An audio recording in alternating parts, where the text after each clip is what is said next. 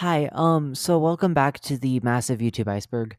So I understand that a lot of people might be watching this video without having watched the previous videos because the previous videos in the series because of the fact that I have just gotten better at making thumbnails and getting my content recommended to people.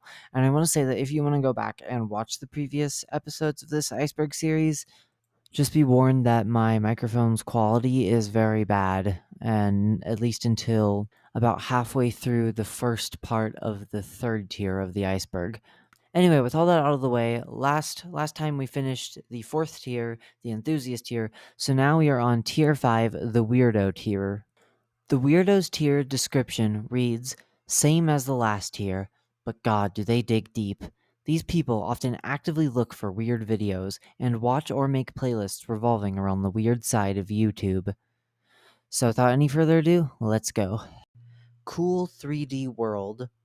So do you remember how in the last tier I talked about a YouTube channel called Brian? Well, the person that runs that channel co-runs Cool 3D World with someone named John.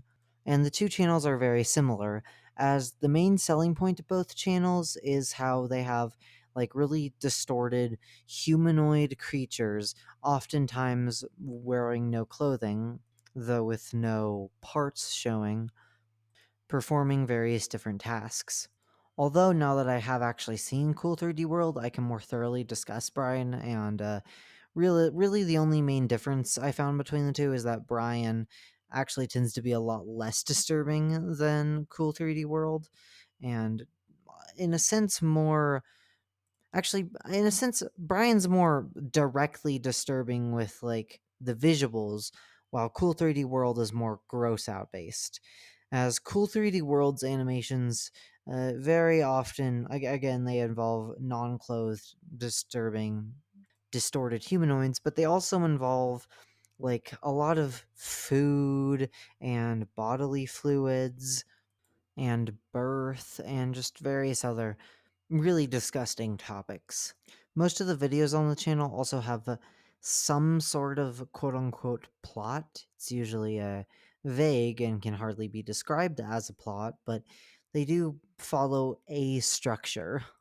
They're most well known for creating the video Earth and Moon, in which a humanoid that is colored to look like the Earth and a humanoid with, texture of the moon are inside of like a river of mud and they're kissing each other and their like antennas are touching and they're pouring fluids into each other, and then the fluids goes from moon into the earth and it forms like an earth baby inside of her, and then like the earth baby has like a vision that causes it to be born next to the banks with of the river.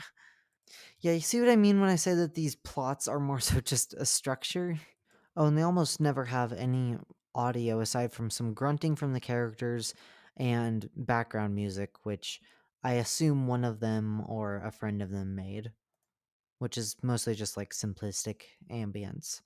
It's also worth noting that their videos were primarily made for Vine in the early days of their YouTube channel, as they were mostly short, couple second long videos that they'd upload there and then would re upload to YouTube. But after the, extinction of Vine, they've had to make much longer, couple minute long videos. And I also have to point out the fact that in the comment sections of every one of these videos, or at least almost every one of them, despite the fact that these videos are clearly just like nonsensical, crazy crap, these commenters will try to. I can't even tell if they're being ironic or not, but they'll try to like dissect some deep meaning and story out of each of the videos. Leslie Hall. Leslie Hall is a comedian and satirical hip hop artist who is the leader of a band called Leslie and the Lies. That's lie spelled Ly. She does live performances. Specifically, she does this thing called Yarn House Live once every year, though only one of them has been uploaded to YouTube. She makes some various stuff for Patreon and various different songs, but the thing she's most well known for is her music video Tight Pants Body Rolls, which went viral in ye old days of YouTube for a variety of reasons.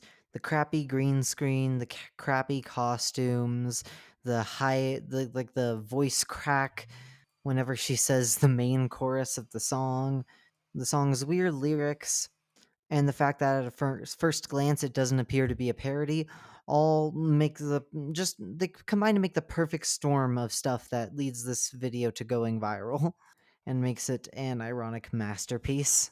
Not to mention it is actually honestly kind of catchy, and it has one of the best plot twists I've heard in any song ever. But then he looked at my legs and said, never. I was already wearing tight pants. I just did not activate them. David Lewandowski. This is a YouTuber who lives presumably in Japan and has only uploaded 3 videos, which are titled Going to the Store, Late for Meeting, and Time for Sushi, but all 3 of them have received tens of millions of views. These videos were also uploaded years apart from each other, like 3 years in between each video, with the last one being uploaded 6 years ago. As for the actual contents of the videos, they're all basically videos of the real world, but with an animation of a non-clothed human figure with no like features, like doesn't have uh, any no parts that YouTube wouldn't like. That just kind of walks around these real life landscapes with their arms waving in the air rapidly. And in the last video, it's a bunch of these creatures as opposed to one. The YouTuber has a website where you can buy chess sets with these figures in various different positions, body pillows of them, and you can even purchase the rights to the characters. Well, I'm serious. So if anyone wants to buy these weird waving dudes, you can go to his YouTube channel and find his store, buy the rights to them, and make a movie, I guess. Fetish animations. This refers to animations of inanimate objects worshipped for their supposed magical powers or because they're considered to be inhabited by spirits. No, I wish. Yeah, there are just some like Rule 34 artists who, for some reason, decide to upload some of their more tame works to YouTube. Now, granted, most of these videos you have to use certain playlists to get to them due to how the algorithm naturally censors them, but they aren't super hard to find or anything. But they also aren't super explicit or anything. In fact, that's kind of how they get away with it, since technically this entry mostly applies to types of desires that don't inherently involve anything off of YouTube's terms of service. So that's how they get away with it, as it's only mildly lewd, technically. This entry could also be referring to the amount of content of this variety found in Elsagate videos, but I mean, I already covered Elsagate, so it'd be pretty redundant if I just covered that again. Madcatlady/Tom Tom Arto is an animation of this farmer dude with like no eyes that's just waving his arm up and down while a creepy synthesized voice repeatedly says Tom Arto multiple times to a repetitive rhythm. The animation changes angles once in the video and switches to a completely different animation of a tomato being crushed towards the end. The original Tom Arto was deleted because of it apparently violated YouTube's terms of service because of spam and misguiding content, where the word tomato was like spammed in the description, I guess, and that made YouTube want to delete it. Really stupid. And Mad Cat Lady, the creator of the video, responded in probably the most passive aggressive way possible by having Mr. Tom Arto in the animation read out in a text to speech voice the letter that YouTube sent explaining what happened. Amazing. So you may be wondering, what other videos does Mad Cat Lady make? And the short answer is disturbing animations. The longer answer is some of the videos she's made are like these really are disturbing because of how uncanny they are, while others actually have disturbing subject matters, like this guy with his skin ripped off and his muscular structure exposed, falling apart into a pile of red fluids. And a lot of them are also made more disturbing by the synthesized vocals in the background. Like one of them is just an animation of dogs, but it's still creepy by the vocals going, "Oh, oh, oh, oh, we are dogs." However, videos like these only comprise a small amount of the channel's total uploads. In fact, the vast majority of videos she makes are just really short, either animations of a character just sort of spinning around, or they're animation of like a landscape, or more recently, AI generated imagery. And most of them barely crack under 1,000 views, like, despite the fact that her most viewed videos have hundreds of thousands. It's kind of hard to find any information on her for two reasons. One, the comment sections on her videos have been disabled. I believe she did this on all of her videos. I obviously can't look at every single one because there's so many, but on the majority of the ones I saw, which included some of her most viewed videos, the comment sections were completely disabled. And I looked at a fair number of the unviewed ones too. And she did this fairly recently because I distinctly remember seeing one of her videos less than a year ago, and yeah, it had comments still up. And the other reason it's hard to find any information on her is because of the fact that she's seemingly deleted a lot of her more well-known videos, or YouTube has deleted them for their content, which would make sense as a lot of her animations can be fairly not safe for work. But I found a Vice article talking about some of her most disturbing animations, and almost all the ones that they talked about were just completely removed. Lastly, to close off this entry, the last two things I want to talk about are two other videos of hers that I think are of particular note. One of them is a video titled "Adult Dolly Dress Up .avi." The video is definitely one of her more disturbing ones, with a uncanny humanoid being dancing around in jerky, uncanny ways, while really distorted vocals say stuff that I genuinely can't even comprehend. However, I think it's notable due to the fact that this video is weirdly popular in Japan, as back when it still had a comment section, a lot of the comments were in Japanese, and I also saw another YouTuber called Sakura Stardust cover it in her Japan's Do Not Search Iceberg. And then the other video that I find of note is one in which there is a skeleton wearing a shroud that's just kind of dancing around while screaming, just like straight up loud screaming plays in the background. But the real reason this video is of note is because of its title, Death's Dynamic Shroud.wmv. And this video came out 3 years before the music group of the same name was formed. So yeah, I guess this random, fairly obscure YouTube video with only a couple 100,000 views that was probably nothing more than a simple test to see how well she could animate cloth ended up being what led to the name of the musical group. Hey, this is me coming in after I got more footage for Mad Cat Lady. So I noticed that this video right here, drinkingproblem.wav, also has an obscure connection to a vaporwave artist.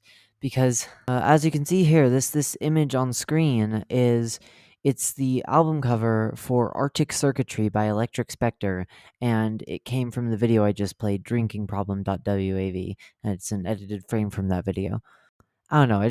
I feel like I had to point that out because it's just too weird for me not to mention. This house has people in it. This is another Adult Swim infomercial created by Alan Resnick, the same guy who made unedited footage of a bear and Alan Tutorial.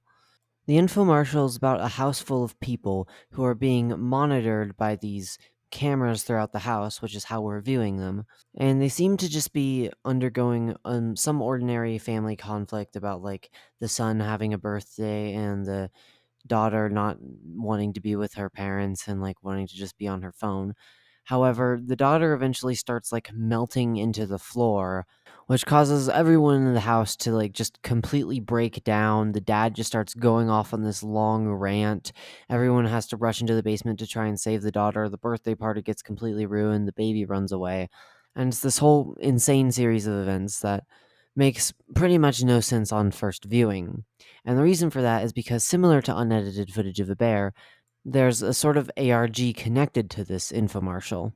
Except, unlike with unedited footage of a bear, which was just kind of just adding a little extra details to sort of nail home the point of the infomercial and the message of it, this is instead 2 hours worth of additional footage and text files.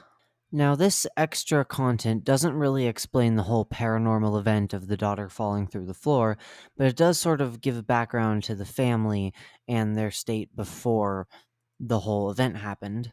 But more than anything, this extra content sort of nails home the theme of what this house has people in it is about, which is the belief in irrational ideas. First of all, there's some religious symbolism throughout the video, and the kid can at one point be seen lying on his bed making a position that looks like Jesus on the cross. And I feel like the implication between like religion and irrational belief, the connection between religion and irrational belief is kind of obvious. And then there's also the dad who's constantly obsessed with like the US the US's economic state and its economic competition with China and like patriotism and the military, as there's like some videos where you can just hear like military sounds towards the end of it and everyone just seems to ignore it. And in the video when he goes in like the main infomercial, when he goes on his long rant while everyone else is trying to save the daughter, his long rant is about like how they're a family and they'll stick together and they'll persevere, and he's making a salute while doing the whole thing. This whole idea, these ideas of like the of America and of the family and of his concern in the economy are all derived from like propaganda, and or I guess they all like come from propaganda and from sort of like made up delusions that the government and like the media has made people believe exist and has got people invested in when they wouldn't care otherwise. And then there's also Boomy, who's a character that's like a parody of Sonic that the dad is absolutely obsessed with, to the point that he dresses up as Boomy and runs around the neighborhood. But throughout the various videos, you can actually see a gray version of Boomy running around much faster than the dad, and I'll get back to that in a moment. But in addition to this being about, like, I guess, commentary on like obsessive fan bases, which is probably why they chose Sonic, it's also showing us that at least in the universe of this house has people in it, these ideas, these delusions that these people believe in start to in some ways like come into the real world because of how much they believe in them, which to an extent you could say about like reality too, like our reality, like people, these ideas of like government and money and I mean pretty much anything about society is all just like socially made up and only has power because people choose to believe in it and give it power. Obviously not the same thing as physically manifesting fictional characters, but it works as a metaphor. But the thing that Alan Resnick seems to be targeting more than anything else in his message of like these delusions seems to be pseudoscience. As the primary thing that all these videos go on and on about is Link's disease, a disease which some people in these videos say is real, others say isn't, but the family seems to be treating as though it's real and is trying to avoid getting Link's disease despite the fact that all the information on Link's disease is completely contrary and it just contradicts each other. It doesn't make any sense because, again, it's not a real disease. It's just something, it's a pseudoscientific thing some people have completely made up. And in one of the videos, we can see like this art show guy, this guy who's like running some clay sculpting channel on TV, and he says that like you can use clay to cure it, which is also like commentary on like people trying to sell pseudoscientific medicine. And the daughter falling into the floor in this house has people in it is either A, just a paranormal event that happens with no real reason or meaning behind it and is basically just exists to sort of make the infomercial happen and show us this family breaking down, or alternatively, this is a symptom of Link's disease that the family has manifested by believing in it so hard. Ben's Playhouse. So there's this Twitter account called Colin Hansen, and at first glance, it just appears to be a normal Twitter account. However, he started making tweets about going to explore an abandoned mental institution, which is called the Alexander Human Development Center. This institution was abandoned because of how abusive it was to the people that were there. And so Colin starts making like a bunch of tweets about going to explore it. And eventually he does actually explore it and film some small videos of him walking around there. And then a YouTube channel pops up called Ben's Playhouse, in which the masked figure and several of his quote unquote friends, who are also masked, begin stalking Colin and eventually chasing him. And in the descriptions and titles of these videos, they treat it like it's like a game of hide and seek or tag or something. And they chase Colin down for the purposes of making him their friend. And now, while this is obviously an ARG, they did actually go to the real abandoned mental institution in real life to film this, which is honestly just respect for that. But over the course of several couple second long videos, Ben and his friends eventually managed to hunt down Colin and, presumably unalive him or turn him into one of the friends or whatever. And then Colin is hungry. Ben is hungry. And he goes out in search of a new victim. And he does this by going to a random supermarket and stalking a woman wearing red. And then he hides inside the backseat of her car. And then nothing happens because the ARG got abandoned. Yay. And there hasn't been any updates on it in like 7 years.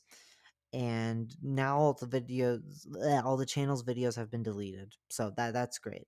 Just another ARG to throw into the pile of unfinished ARGs. Woo frickety hoo. Chriddof.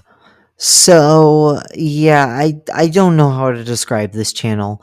I know it's a little bit of a cop out to say that this channel is random, but how else am I supposed to describe it?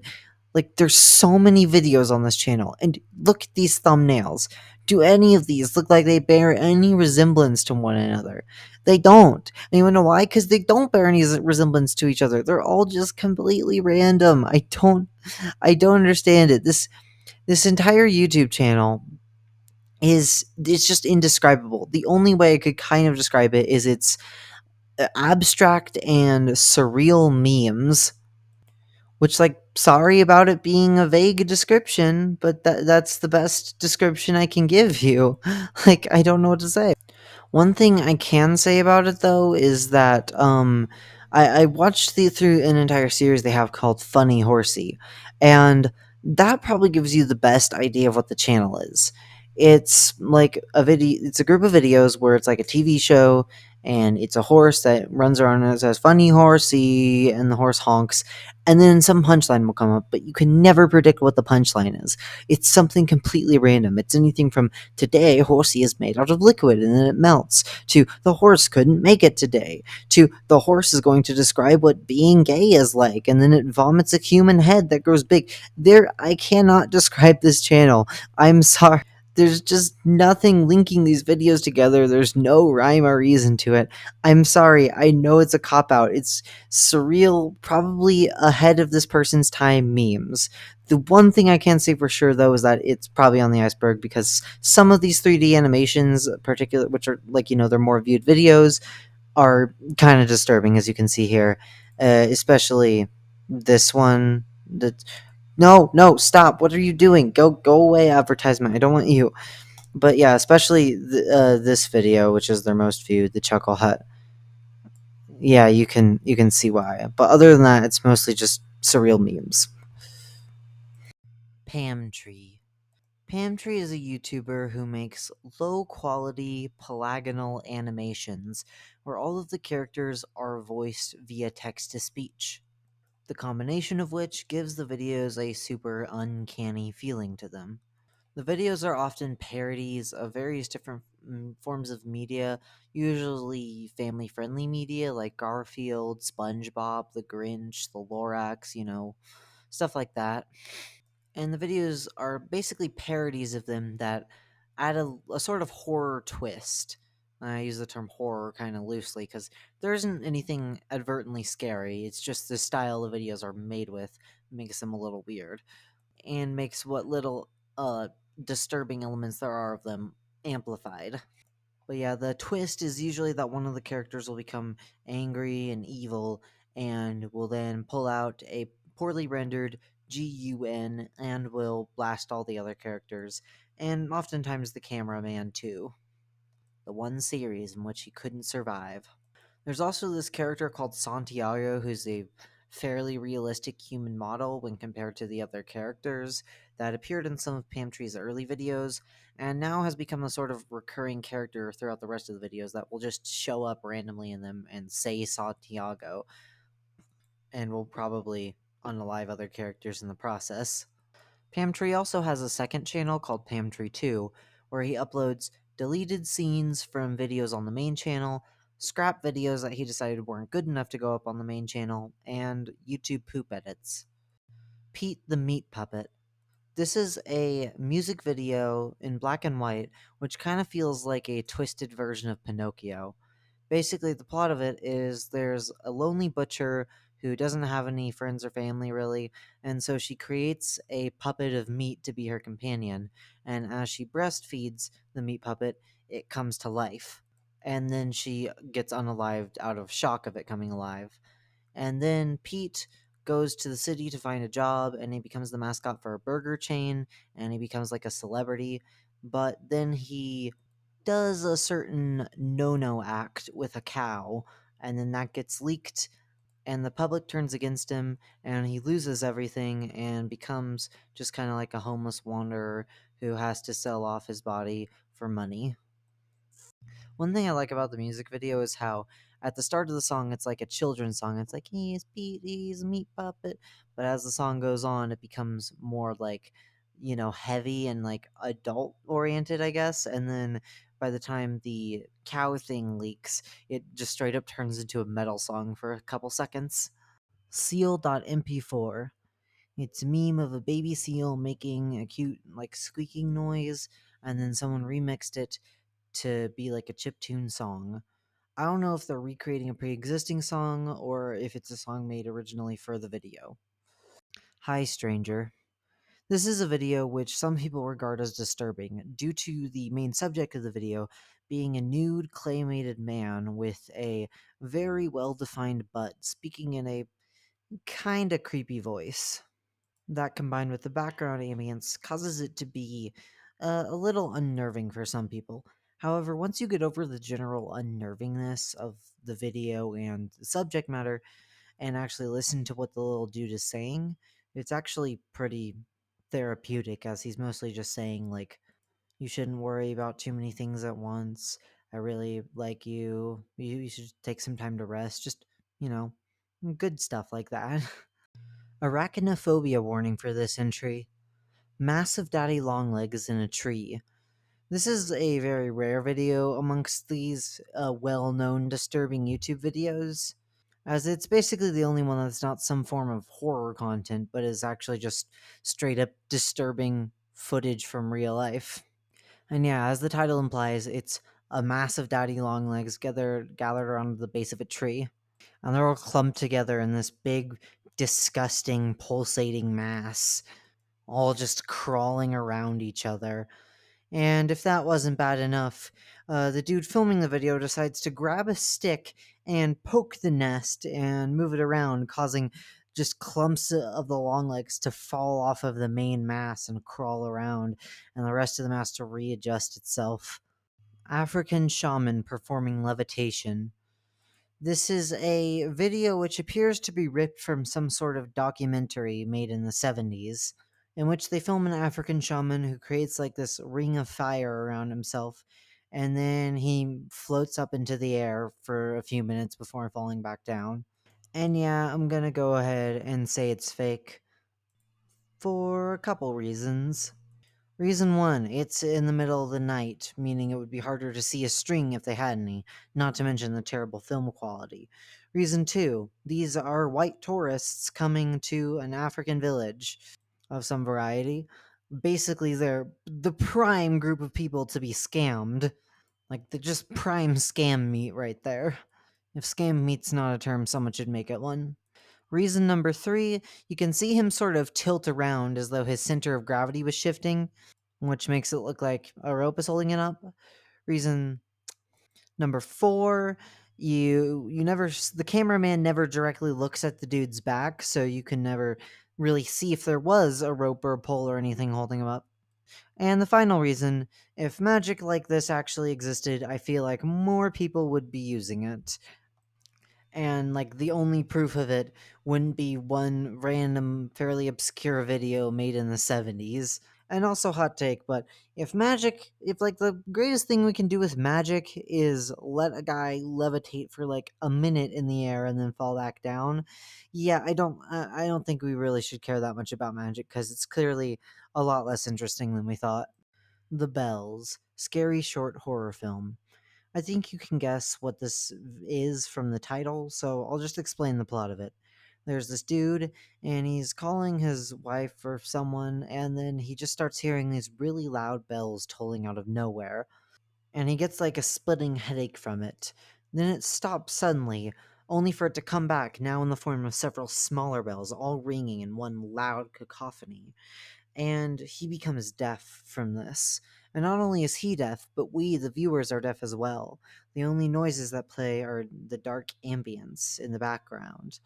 But he does notice that there's an intruder in his house. He starts searching around his house for the intruder silently, until eventually he picks up his keys and he hears them ringling, and his hearing returns just in time for him to get consumed by the evil spooky monster.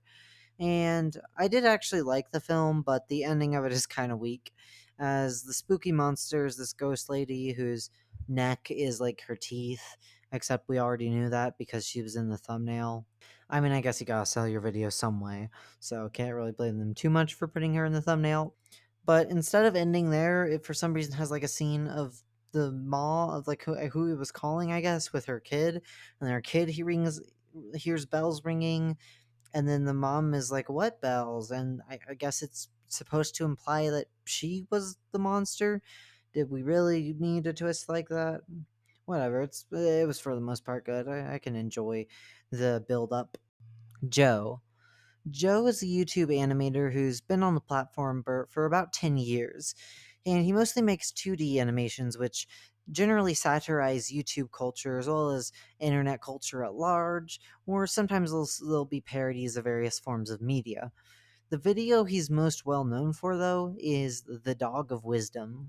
It's of this dog who speaks by barking in ba, ba, and hapapas, and he's flying through the sky. And he eventually finds the Dog of Wisdom, who dispenses wisdom from his mighty wisdom tooth, saying that if a ball is too big for his mouth, it's not his. And then the Dog of Wisdom makes a knock knock joke. Knock knock, who's there? Ball, ball who? Believe it or not, I'm walking on air. I never thought I could feel so free, hee hee. I could quote that entire video by heart if I wanted to. But yeah, this video, along with its sequel, are well known simply because of their 3D animation style combined with the weird barking of the dogs. It kind of feels like a deep into YouTube video, if you get what I'm saying. Even if it isn't that deep and is actually pretty viewed, has millions of views.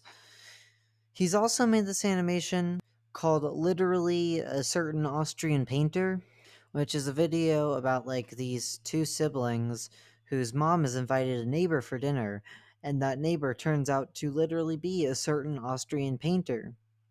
And from there, it just escalates insanely. And if you watch the video, you just will just have no idea what's happening and what the next thing that's going to happen is. I am envious of a mind that could think of something that amazing and that weird and cursed. And what's even funnier about it is that he's also used the two siblings from that animation in future animations, and has kind of, and his other animations with them are fairly mundane. He's just kind of completely ignored the fact that the animation they came from was about them battling a certain Austrian painter. Like, what the heck? Comments with over 500 replies. Under normal circumstances, YouTube comments can have a maximum of 500 replies beneath them. And once it reaches this number, the reply button will disappear for any users who look at it in the future. However, there are a rare couple of comments that have more than 500 replies. The most likely reason for this is the fact that these people probably had this comment available with the reply button before 500 replies were achieved on the comment, and then they left a comment before they reloaded the page and allowed it to register the fact that there had been 500 replies, and then decided to comment on it before they left or reloaded the page. 2020 vision. This is a YouTube channel which claims to be a member of like this cult that worships this all-seeing pink eye that allows them to predict the future. Despite the channel being created in 2017, it didn't really surface into like mainstream attention until 2020. And the reason for that was because all of the channel's videos were uploaded in 2017, but in both their titles and the contents of the videos accurately predicted the unalivements of multiple celebrities who passed away in 2020, which of course led to people believing that this guy was some kind of psychic who could predict the future. However, any thoughts of this guy being paranormal were quickly put to rest, as what actually happened was basically he uploaded a bunch of videos in 2017, which were all much longer than the couple second long videos that are on his channel now. And these videos contained random celebrity names followed by just like a list of every single date, every single month, and then every single day, and every single year for like, the next couple years into the future. He then either privatized or unlisted the videos so no one could view them. Then, when 2020 rolled around, he used YouTube's trim feature, which is a tool that allows you to remove segments of a video after it's already been created. Now, this feature mostly exists to get rid of copyright and copywritten sections of videos and stuff that you think might trigger copyright. But he used this to get rid of everything in the videos except for the celebrity and the actual date that they were unalived out, cutting out all the other unnecessary dates. Then he changed the titles of the videos to match up with the celebrity's date of unalivement. He deleted all the videos of celebrities who were not unalived, and then he set all the videos as public. And this elaborate scheme, allowed him to trick people into thinking he could predict the future. And then he got a bunch of clout from it and used it to promote his music career, which is kind of disrespectful, but whatever. I mean, this entire thing is disrespectful, but that part especially. Another channel called 2021 Vision also sprung up after this and sort of tried to capitalize on this by creating like fake celebrity predictions and other famous people predictions for people who had not yet been unalived. And this got people really scared or excited for a moment, except for the fact that this channel had no backup plan for when those dates actually came, and the celebrities they talked about did not experience unalivement. Ninja Baby. This is a re-upload of a 3D animated commercial for a razor, the premise of which is that men get less love from their wives because of babies, and that the reason for this is because babies have no hair, so you gotta buy the razors so you can shave off all the hair and become as smooth and soft as a baby, so that men and babies will be on equal playing grounds. And then the rest of the advertisement is like the baby training like a ninja to fight against the dad. 2H32. This is a horror ARG YouTube channel, which is obsessed with the number 232. Every video on the channel is 2 minutes and 32 seconds long. Every video begins with an alarm clock that reads 2 o'clock a.m. And on almost all these videos, the 2 minutes and 14 seconds into the video, which is a time that is linked via a timestamp in the pinned comment buried beneath a ASCII drawing of a skull, you will see like an alarm clock that reads 2:31 a.m. and then gradually counts up to 2:32 a.m. before the final part of the video plays out. There are a few videos where it breaks this rule, and the timestamp in the description is usually replaced with some sort of disturbing message. As for the actual content of these videos, it kind of goes in two arcs. In the first arc, it's basically like this other dimensional being that's like a sort of orchestra conductor setting up some kind of ritual that involves this well and like a bag of body parts and this hostage and like a chair and a door, and he's trying to sort of create like a portal to, I think, our world. That's what I got from it. And then the second arc feature is like focused on what this guy is doing now that he's in our world. And to be honest, this one, the uploads kind of slowed once it hit the second arc, with the uploads previously being like, once every month or so, but now it's like maybe one upload a year. So Yeah, the story hasn't really gone very far after the ritual was complete, and to be honest, I don't even know if they really had anything planned that far out.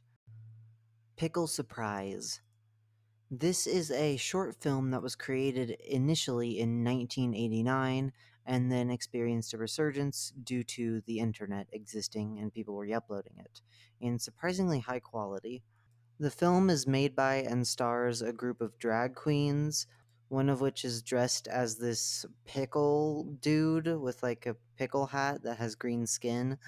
And the short film is basically a parody of a cooking show where he teaches you how to make a sandwich. And he says that there's a pickle surprise, but there aren't any pickles in the sandwich, so it's probably an elaborate dick joke. And fun fact, this short film was actually the first video appearance of RuPaul. Angel slash Gigi.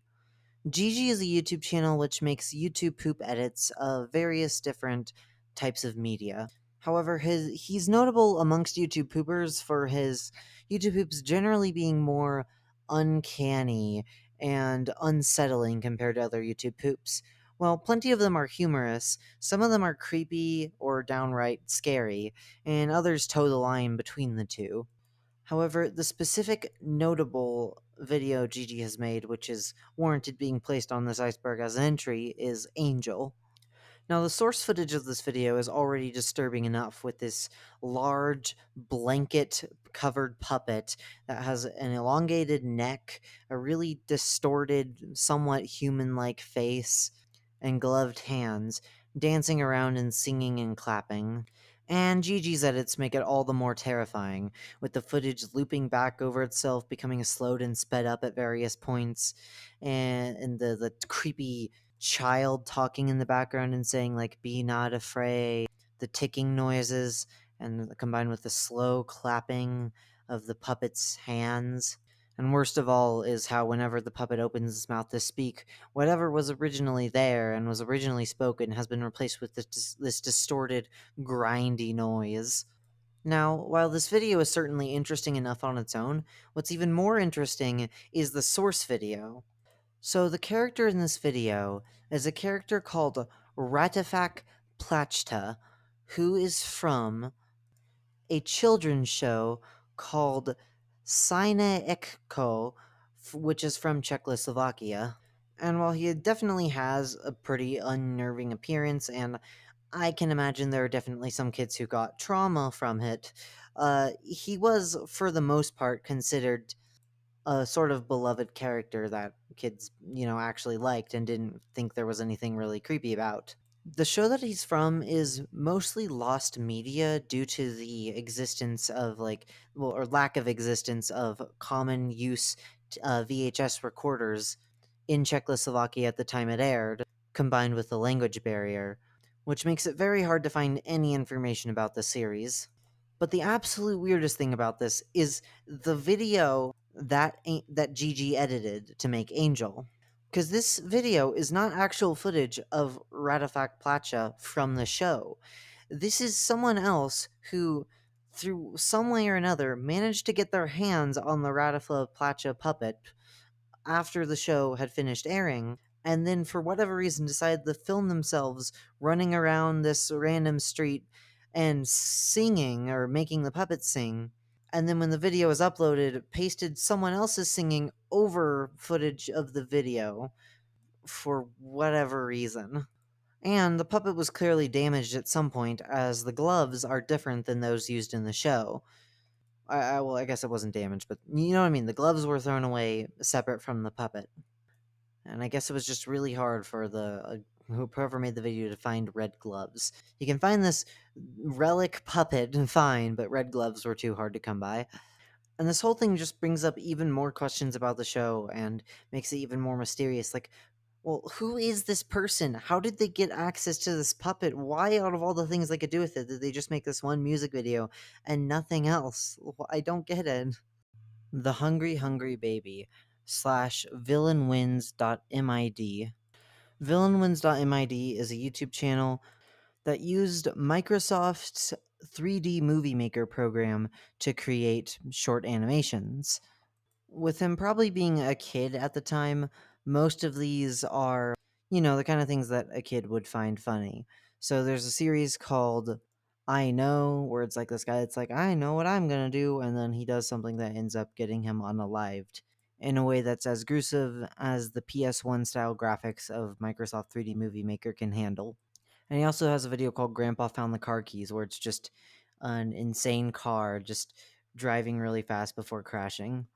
But the video he's most well known for is the Hungry Hungry Baby, one which the comment section claims is ahead of its time in terms of humor, because of things like the army marching and just saying, "We are the army." The animation focuses on this giant baby running around and eating everybody, and then getting unalived by the army. Or, well, technically he eats the army and then gets unalived because he ate so many, but same thing. It should also be worth noting that this YouTube channel might be a case of lost media, as the I Know series has episodes 8 and 9 and a Christmas and Halloween special, but I can't find any other episodes, and I couldn't find any re uploads of them. So, yeah, it's entirely possible that this channel has lost media on it. And in case you were wondering, this channel, all of the videos on it were created like 10 years ago, and he has not uploaded any more since. Whitehouse, Why You Never Became a Dancer. This is a 5-minute video, the first half of which plays the song Why You Never Became a Dancer by the band Whitehouse, while the second half of the video is silent, probably by accident, while the video's visuals throughout the entire thing are this disturbing low quality gif of a woman whose mouth is just kind of like moving around. Both aspects of the video are equally disturbing and contribute to its popularity, so I'll go over both of them, starting with the song. Whitehouse is a power electronics band. Power electronics being a subgenre of noise music, basically meaning very loud and without any melodic structure, and something that a lot of people wouldn't even consider to be music in the first place. And it takes that and combines it with loud, shouted out vocals. Think of it as if someone went to like a factory and recorded the sound of every machine and then looped them together into just one chaotic mess of noises, and then Gordon Ramsay was shouting over it. The song's lyrics reference the film Why I Never Became a Dancer, well, the short film Why I Never Became a Dancer, by the artist Tracy Emin. The short film is a collection of various different shots of some city while she recounts her childhood and how, when she was 14, she did inappropriate things with several older men. And she didn't learn that that was wrong and was abusive toward her until she grew older. At which point she started dancing, and she went to like this big dance performance thing, and several of the men she had had relations with earlier started like berating her and calling her names, and that led to her running out of the place and ending up abandoning her dream of becoming a dancer. And then the short film ends with footage of her dancing, saying that this is for all the people who she had had relations with. Whitehouse's song, Why You Never Became a Dancer, is sort of an enraged reaction to this, in which they accuse her of making up multiple details of the story, just to basically make people sympathetic towards her.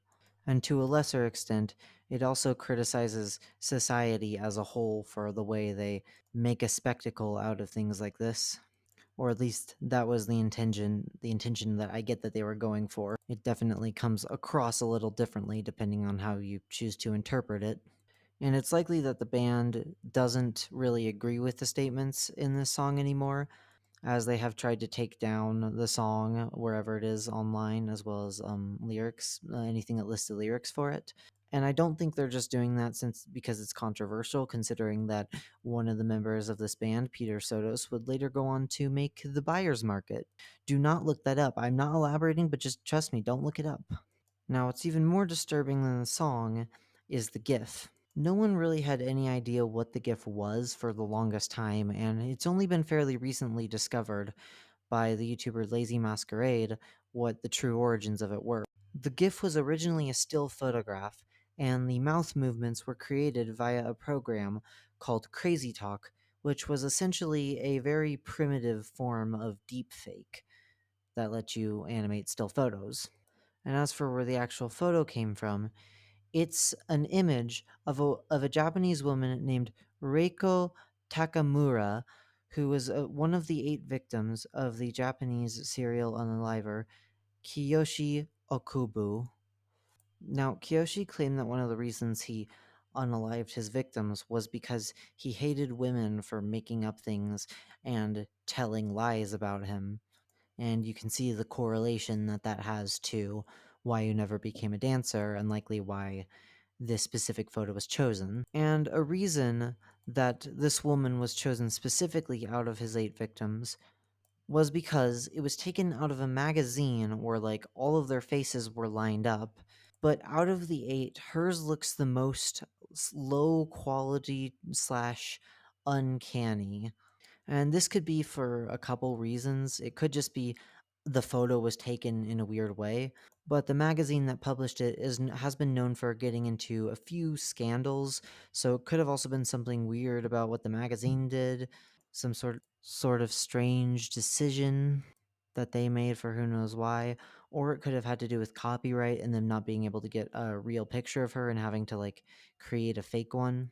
But regardless of the reason, it made the image look somewhat uncanny, and so some jackass took it and used it to make a spooky GIF. It should also be noted that the YouTuber who uploaded the GIF version of Why You Never Became a Dancer, Acid Blood Infusion, probably did not create the GIF, as almost every other video on their channel does not contain original content.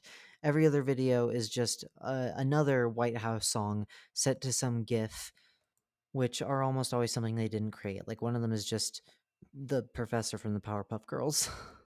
Creepy singing android heads, $75,000. This video is pretty self-explanatory in its title.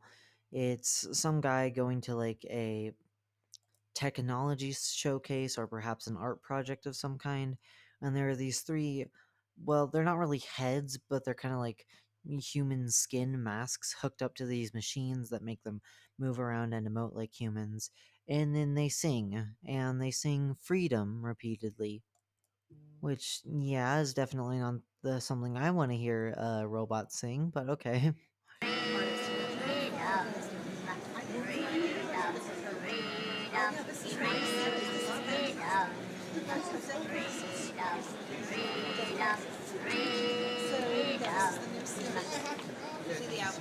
He took off his skin for me. That's how much he loved her. This is a short film about a man who's married to a woman, and he loves the woman so much that to make himself more attractive, he tears his own skin off, and the wife loves him more for this. However, it starts causing him problems as he's unable to really get clients for work because of his appearance, and he is a lot colder, and his wife is unwilling to make any adjustments to this. Like, she keeps the heat high and she just tells him he needs to find better clients. And as a result of all this, their marriage starts falling apart until eventually her husband tears her skin off. The short film is clearly like a metaphor about how about like a toxic relationship where the woman forced the man to be something that he wasn't while being unwilling to change herself, and it led to their marriage ending. Ballface. This is a short video which shows a hyper realistic human face imposed onto a sphere floating in some sort of abandoned building, with the creature being captured from multiple different angles, almost as though it was someone filming the creature live. Now, this video came out over 15 years ago, but it really reminds me of like all of the backrooms found footage stuff that was created in the wake of Kane Pixels' videos, which I don't know, I just think that's kind of interesting. SCP-450. According to the SCP Foundation, SCP-450 is an abandoned penitentiary facility, one which is haunted by spectral entities, most likely the ghosts of those offed at this facility by the electric chair.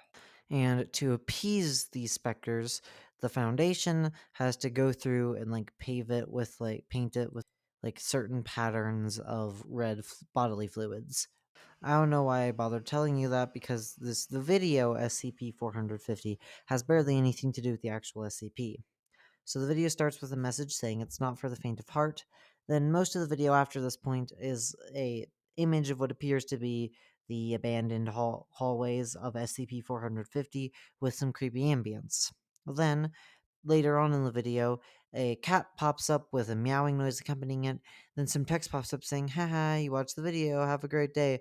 And just as that text is scrolling on screen, it's interrupted by like a trillion screamers. Like pretty much every single screamer still image you could imagine is just thrown up on screen all at once, accompanied by a bunch of screaming sound effects. Now, the original video has been either deleted or privatized, and I found two supposed recreations slash re-uploads of it, but they're different. In one version, after all the screamers, after all like the main screamers pass on, it shows an image of Jeff the Unaliver, and it's like flashing in between being Polaroid and photo negative, and it just kind of stays like that for several seconds while the screaming noise continues, and then at the very end of the video, one last screamer pops up. In the other version, after the main screamers stop, it still shows Jeff the Unaliver, but instead of him flashing and still being accompanied by screaming noise, he's accompanied by the song I Shot the Sheriff, and then, yeah, there's one final screamer. Nursery rhymes in Hindi. Tamatar, Bada, Mazedar, children. So this is a video which is an animation created by what looks to be a Hindi-based nursery rhyme content farm. And this video in particular is an animation of a nursery rhyme that you might have seen if you've seen some other weird Elsagate-esque videos. It's a nursery rhyme that's like, I'm a tomato, and then I don't know what it's saying after that because it's in Hindi. But it has like a melody. It's like and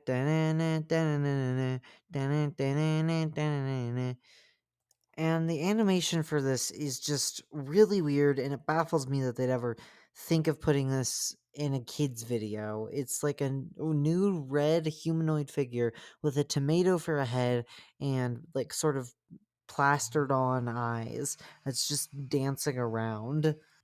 Its dance kind of appears to be motion capped, I think. It feels like a fever dream, and I'm just deeply sorry for whatever kids had to grow up watching this. Facelift, Adult Swim. This is an Adult Swim bumper, and if you know anything about Adult Swim bumpers, you know that they oftentimes will have a tendency to be weird or creepy, primarily for the purpose of scaring off children who stayed up too late. Again, I already talked about this when I brought up Donna's Your Enemy on the last tier, but whatever. And this one may not be quite as traumatizing as Donna's Your Enemy, but I could imagine if someone who's a bit younger than Gen Z, as this bumper was created rather recently, saw it, I could imagine them being pretty traumatized. It centers around this human head, but it's less of a solid head and more of a elastic rubber mask of a human face, and then two balls for eyes. And just various things happen to this face that sort of twist it around and deform it. The video starts with just the face itself, which is creepy enough, accompanied by some rather unnerving music, and then the music becomes a lot more energetic, as throughout the rest of the video, all kinds of crap happens to the face. It gets stretched, jiggled around, blown by fans, has metal spray painted onto it, is beaten up, is shot at, has like the gravity inverted on it, it's crushed, has its eyes be repeatedly pulled out of its head, and at the end of the video, the face gets crunched up into this really deformed looking creature. And then the video freeze frames on that with the Adult Swim logo appearing up as cries of distress can be heard in the background. Possessed girl found in subway.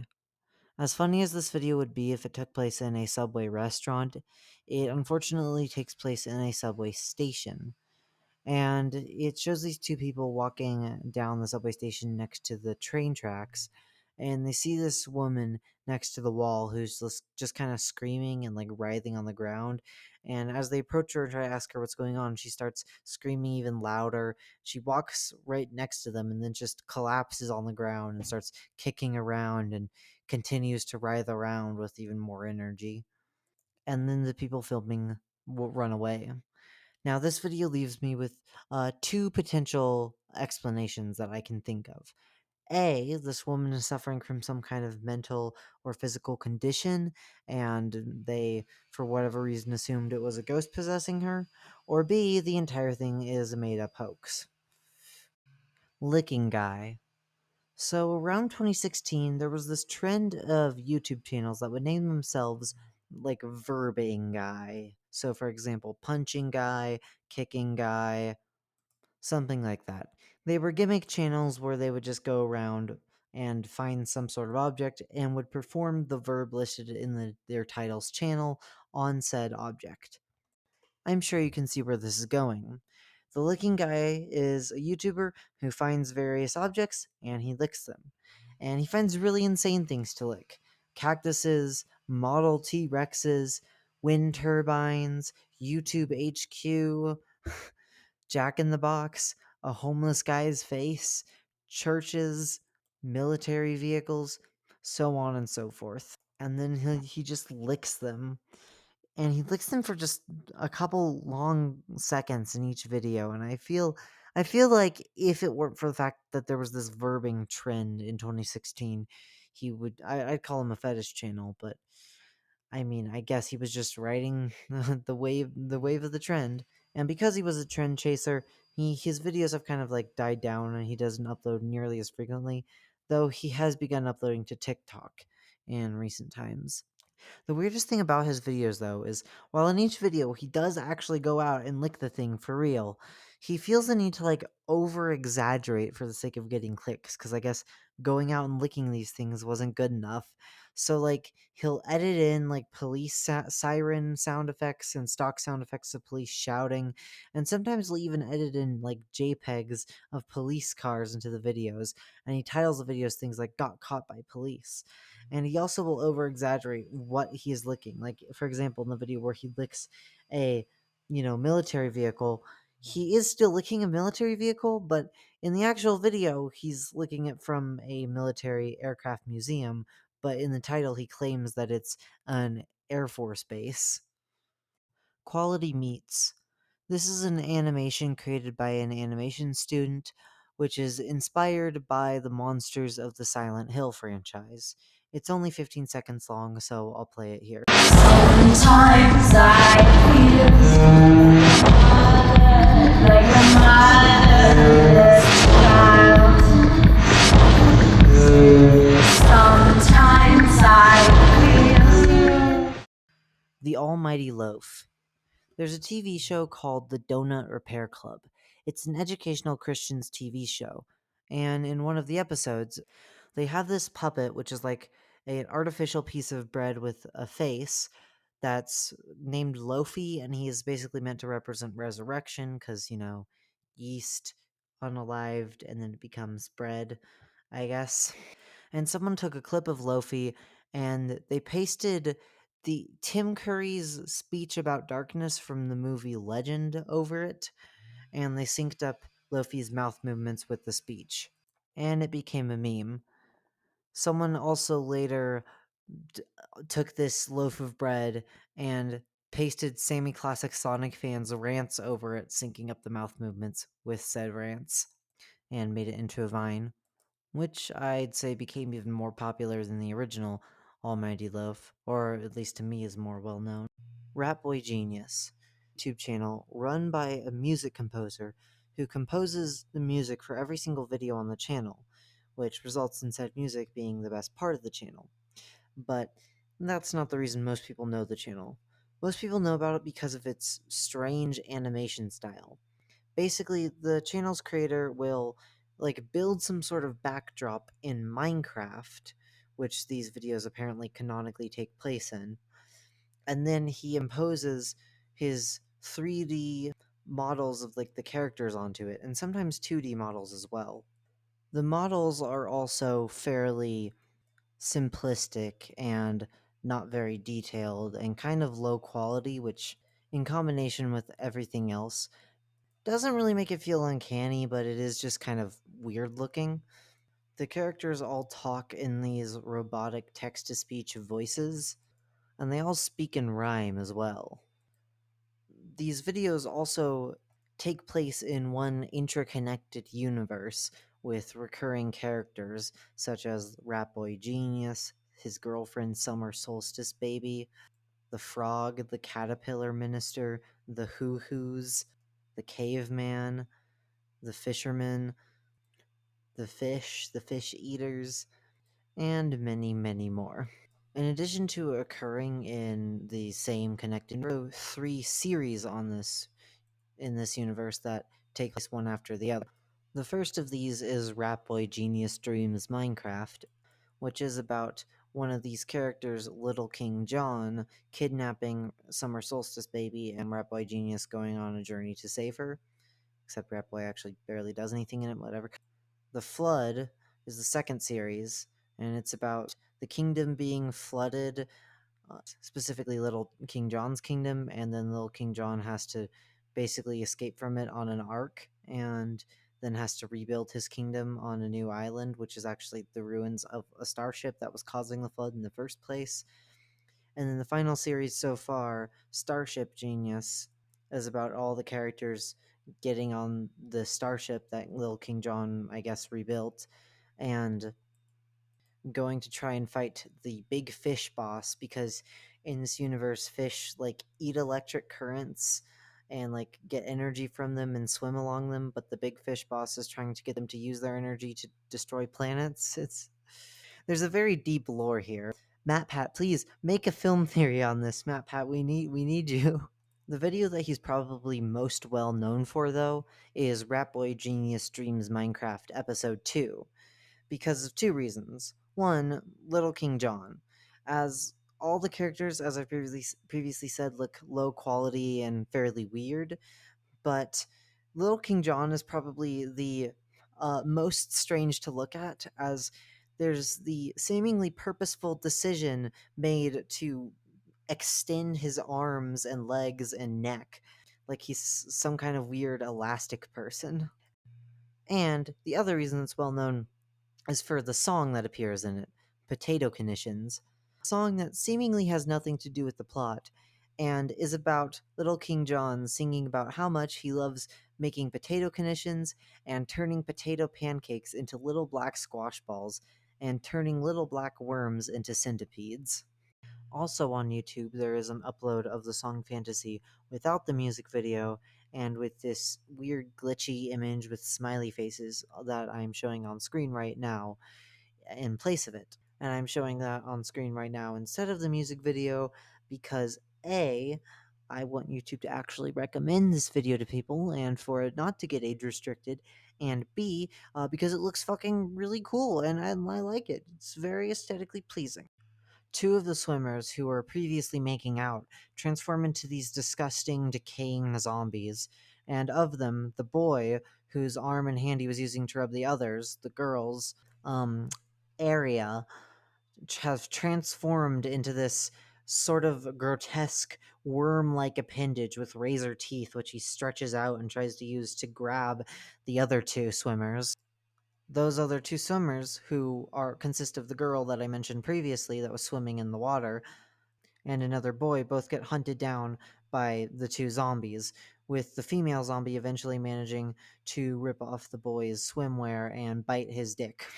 And then the 2 of them merge into this double zombie, this double body horror zombie that kind of reminds me of that creature from the Bunker episode of Gravity Falls. The girl manages to escape, though, by jumping in the water, and she swims towards the bottom of the pool, which is now this glowing light, and she surfaces in this cave with like a pool inside of it, and she steps out of the cave and sees something that's not really made clear as it's covered by blinding light, and then her eyes explode and the video ends. A metaphor for how the world has forever changed and will never go back to the way it once was.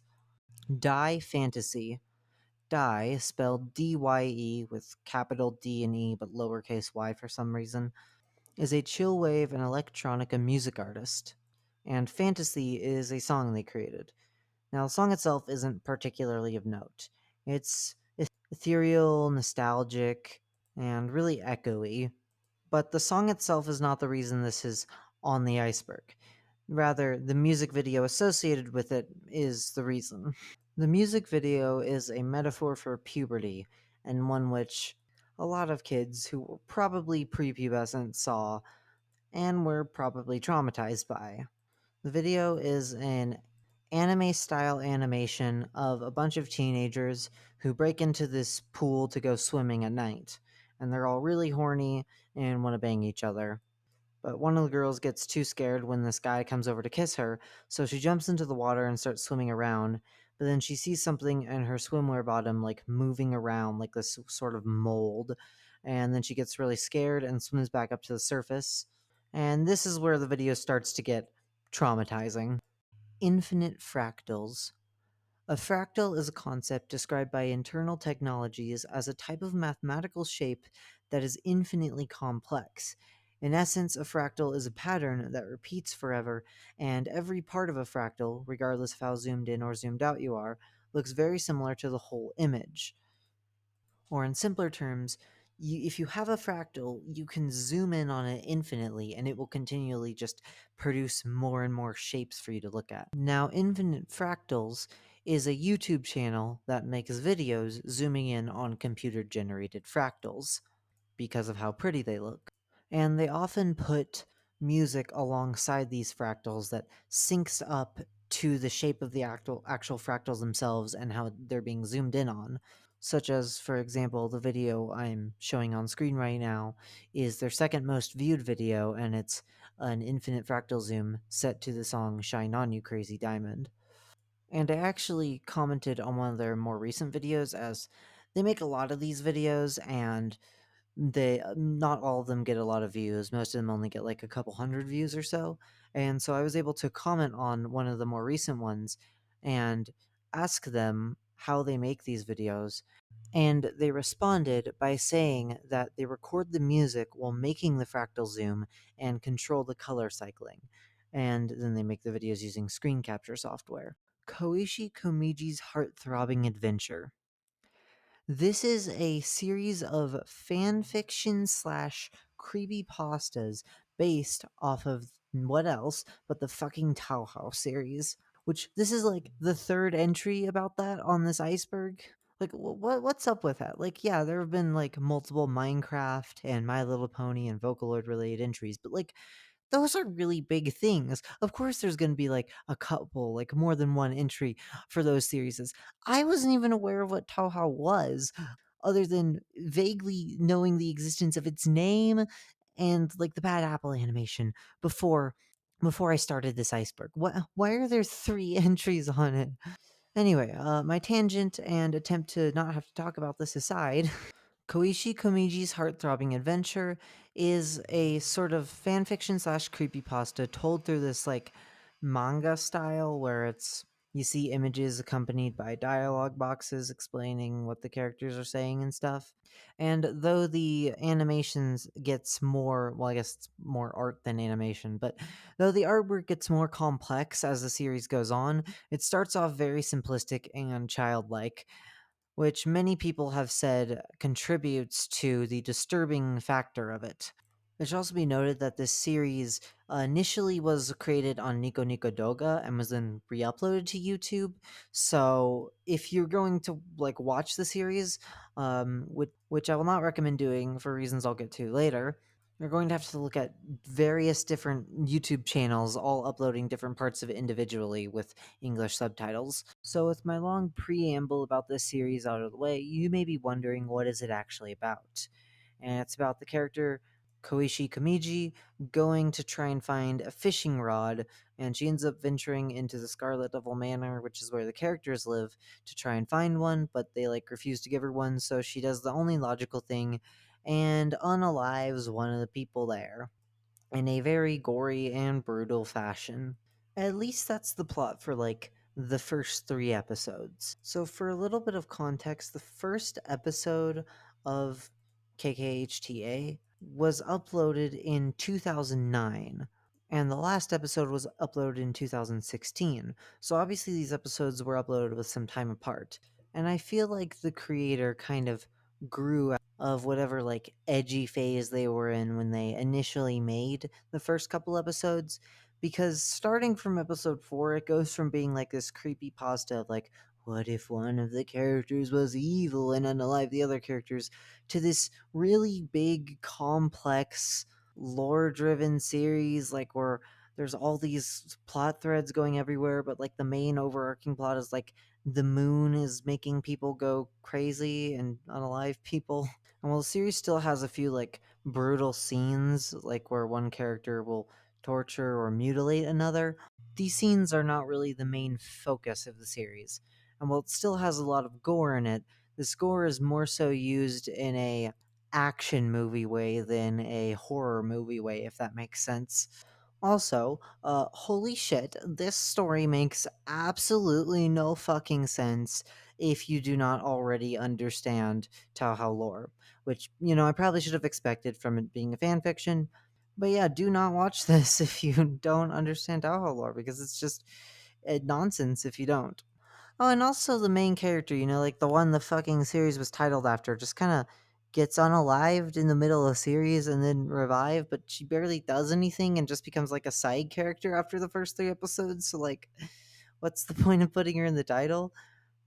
Now, the series has a total of 19 episodes. However, the 19th episode is actually 9 parts long, with each part being just as long as a normal episode. Which begs the point of what's the point of making it part 19? I mean, I guess there's like a major change in the plot there where it goes from being about preparing for and fighting against the moon's infection to being about like aliens taking over the world in giant Buddhist spaceships. Cause why the fuck not? But when I say that part 19 was divided into 9 parts, well, I say that because each part of it is labeled however many out of 9. However, there is no ninth part. There's parts 1 through 8, but the ninth part of part 19 has yet to be released.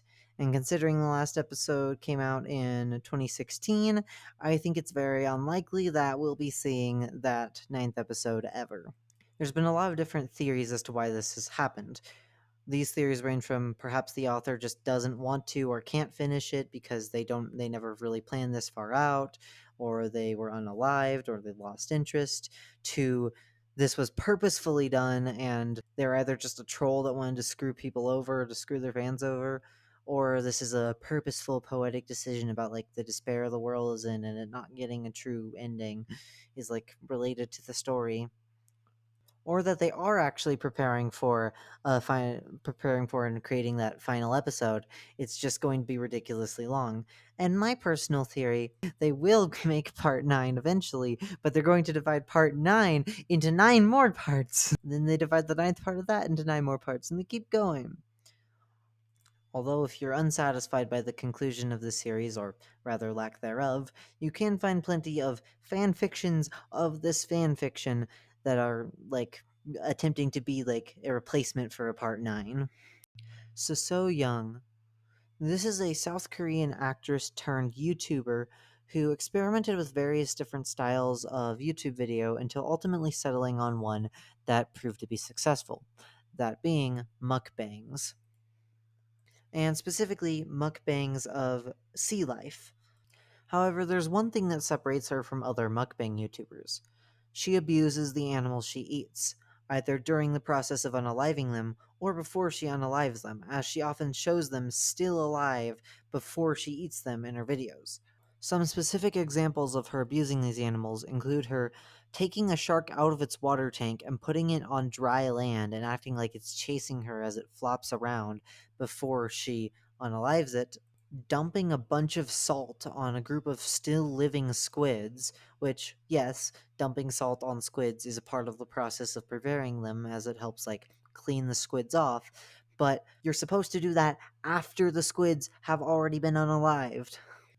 And of course, who could forget her just brutally mashing up a bunch of squids with a cleaver in her very first video? She made this content for quite a while until eventually she made a video where she unalived these squids by brutally mutilating their bodies with knives multiple times before actually, unaliving them, even though what you're supposed to do with a squid is just stab them with like a needle through the eyes to basically make it quick and painless. And for whatever reason, this video started being recommended to YouTubers in the Anglosphere, and that's when a lot of English-speaking YouTubers came up and started calling her out on her content. And whilst after this whole controversy happened, she stopped showing herself unaliving the animals. She didn't really experience any sort of real form of retribution for what happened. Her fan base stayed pretty much the same. And I think this is probably because, again, most of the YouTubers who made videos calling her out were English speaking, while her fan base mostly speaks Korean. And she has yet to, and probably never will, face any legal repercussions for her actions, as there are no laws against invertebrate animal abuse in South Korea, unfortunately. However, despite her facing no real repercussions, she still remains the bane of vegan and animal rights subreddits, and for very good reason. My sister. This is a video which shows this woman walking up to a camera and staring at it with this somewhat uncanny facial expression that when you initially watch it, you're not really quite sure what it is about it that is unnerving, but you just know that it is. Oh, and the fact that there's eerie music in the background probably isn't helping much. She repeats the process 2 more times, wearing different outfits each time, before revealing what was so unnerving. She was wearing a mask. A very realistic mask, but a mask nonetheless, which she then takes off.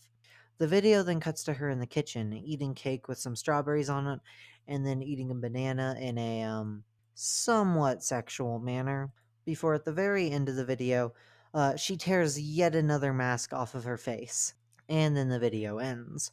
Now, the video that this originally came from was not intended to be a horror video, and was edited to have the eerie music in the background. And the video that this came from was made by a man who has a fetish for creating hyper-realistic masks based off of various celebrities as well as other people. And in the video that my sister stole from and added eerie music to, he was showcasing these masks, and the reason he was eating was to basically showcase that you could eat and use your mouth while wearing the mask. Now, the YouTube channel that uploaded my sister is basically a troll channel, like a troll gaming channel, and he had been trying to attract attention with horror videos for a while, as he had previously uploaded a video called This is a Test, where it's just scenes from the disturbing movie Begotten, set to some siren noises, and that failed to get any views. So he then made my sister. That got a decent amount of views, and then he started promoting it by putting links to it wherever he could. I don't know where or how he found it, but when he did, he probably saw how some people could find this disturbing. One man's fetish is another man's nightmare, and then added some music to make it more creepy, and then put it up on YouTube as a way of attracting the attention, which kind of backfired since that's the only thing his channel is known for. And also his channel, or well, at least that video on it, has been deleted, and the re-uploads of it still exist. Andy Wilson 92. Hey, so stop me if you've heard this one before, but this is a YouTube channel which creates somewhat low quality 3D animations where many characters talk using a text to speech voice. Okay, I'm being a little harsh. He's actually pretty different from a lot of those similar channels I've covered. And he doesn't use text to speech voice for all of his characters. No, for some of them, he just screams into a microphone, and a pretty low quality one at that. It's, maybe my sense of humor is just broken, but I find it hilarious. This guy is a comedic genius. I don't care what anyone says. Valentine, golden funds down the line. Everywhere he knows his stuff. Henry keeps and hopes and puff. Edward wants to help him share. So well, let's say he Yeah, despite that, there isn't a whole lot I can say about Andy Wilson 92 that I haven't already said about Surreal Entertainment or Pamtri, but I'll try my best. As you can guess by the fact that I said he screams, he often utilizes loud equals funny in his humor, which, again, I'm a sucker for. He also uses somewhat edgy jokes more often, and particularly he uses a certain word that rhymes with crepe, and but it's not even like he makes jokes about the actual act. He just says the word, and he just says the word a lot in some of the videos, and I guess that's the joke. He has this Simpsons parody series called Snopsipis It, the Epic Adventure, which is like about, honestly, I couldn't tell you. It's just Simpsons characters screaming pretty much, and weird, really weird jokes being told through that medium. He's also done some videos that are parodies of various creepypastas like Sonic.exe and Squidward's Self Game End.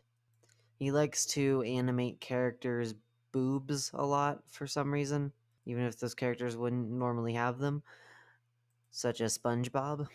And there's a recurring character throughout his videos called the Good Captain, which is like his self-insert in a way. At least I think, because it's the mascot of the channel, and he's basically just a really creepy dude. Poodle Exercise with Humans.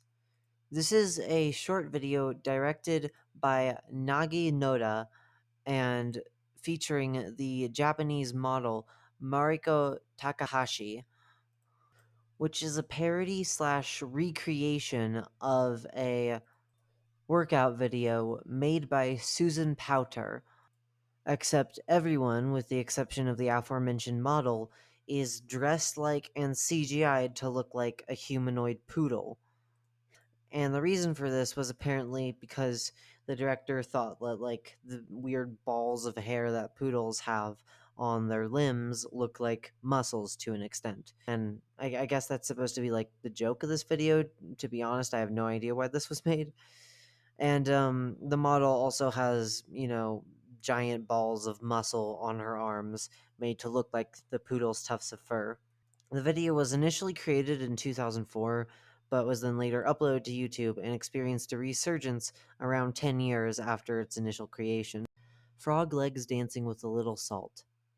The title's pretty self-explanatory, but yeah, it's two dudes with a plate of frog legs, and they sprinkle a little salt on it, and the legs start twitching around and spasming, and they joke about how it looks like they're dancing and they should put it on YouTube.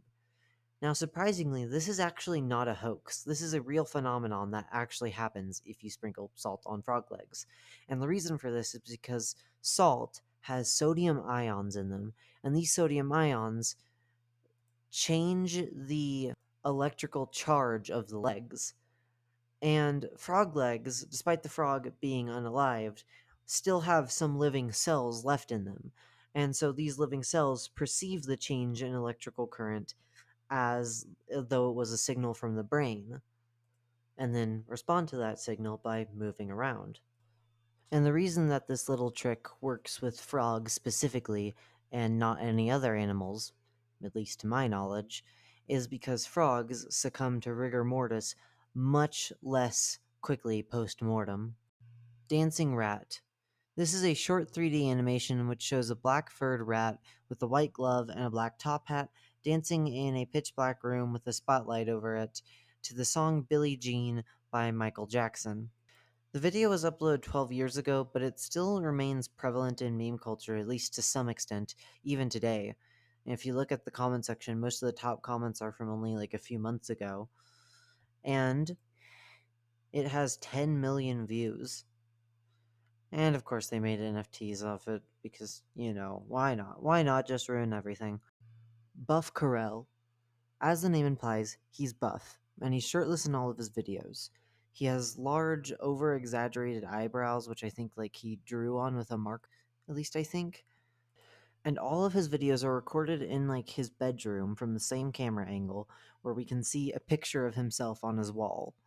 In every single one of the videos, he starts by listing a song. He then goes off on some tangent while preparing himself to sing the song, and possibly doing his hair in the process. He also talks extremely fast during these tangents, so I almost never have any idea what he's saying. Once he's done with his tangent, he walks over to the camera to like start filming, says like this weird scatting noise. Ready, set, go. And then he dances to an instrumental version of whatever song he listed previously while singing a cover of the lyrics. Now, he's a very good dancer, but not so much a good singer.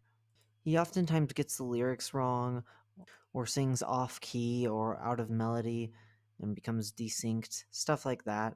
But he never stops or corrects himself and keeps singing regardless. He makes one of these videos every couple of days and has been doing this for years, leading to him having over 1,000 videos on his channel. He also takes suggestions from his comment section as to what songs he should cover, meaning that while he has covered a lot of mainstream songs, he's also covered like a lot of, meme songs like Two Trucks, or the songs from Metal Gear Rising, or fucking Bad Apple. I fucking swear if one more Touhou related entry comes up on this iceberg, I fucking swear. And he also has like this sort of cult community that follows him, just all the weird things about his channel that I previously described, all like the quirks about him, just make him really entertaining to watch. Some people think that his channel might be satire, but considering all like the harassment he got when his channel was first starting out and people were just making fun of his singing, I'm not entirely sure if that's the case. Mario World Creepypasta. So I'm not sure if I have the right video for this entry because there's like a dozen different creepypastas based off of Super Mario World, and this one is like literally just titled Mario World, but I think I got the right one. So this video shows some dude that's booting up Super Mario World. However, the title screen shows a black background and a lack of Mario, but it's still scrolling. And as it scrolls, everything becomes like color inverted and it's like blue and red, and the screen starts like tilting. Then, eventually, the game actually starts, and Mario receives that message. It's like, rescue all the Yoshis that you see at the beginning of Mario World, except it's red, distorted, all the text is unreadable, and the entire background around it has turned into like this watercolor painting almost. The player then exits into a seemingly normal overworld. They walk to the first level, which has no title. They enter the level and it starts off normal, except for the fact that the screen is a lot smaller than it should be, but whatever, it's a creepypasta from 10 years ago, I don't know what I was expecting. And they slowly walk through the level and it gradually gets more and more distorted, eventually reaching a point where the background is just this glitchy, wavy mess. They then get booted out of the level and back to the overworld. They haven't completed the level as they're still stuck with that level being their only option, to go forward at least, but its name has now changed to Lose Your Hope. They enter it, and it's this red background world where everything else is a black silhouette. They reach the end of the level and discover a silhouette of Princess Peach pierced on a spike. Then some glitchy effects cover the screen, and they're booted back into the overworld, which is now heavily distorted, locking them with the level they're on as the only choice, with said level's title now being distorted to be completely unreadable. They enter the level and are stuck inside of a gray stone box with a note block. Then Luigi, with his eyes crappily painted red, appears in the left side of the screen and starts slowly teleporting his way across the screen towards Mario.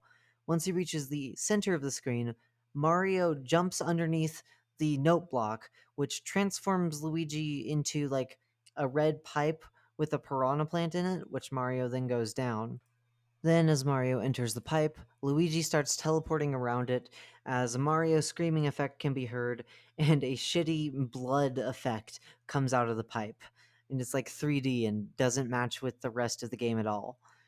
They're then booted back into the overworld, which is now just completely black except for the level, which is titled something that I can't read. And then they enter it, and they reach what appears to be an end credit screen, where a now eyeless Mario is walking through a red and black void as he passes by sprites of Bowser and Bowser Jr. impaled with spikes, with both of said sprites being from completely different games, and eventually Mario makes it to a sprite of Mario himself, but a non-eyeless Mario, also impaled by a spike, and stops. The game then ends, and the player is booted back to the title screen, which still shows the same black background, except now Mario is present, albeit eyeless.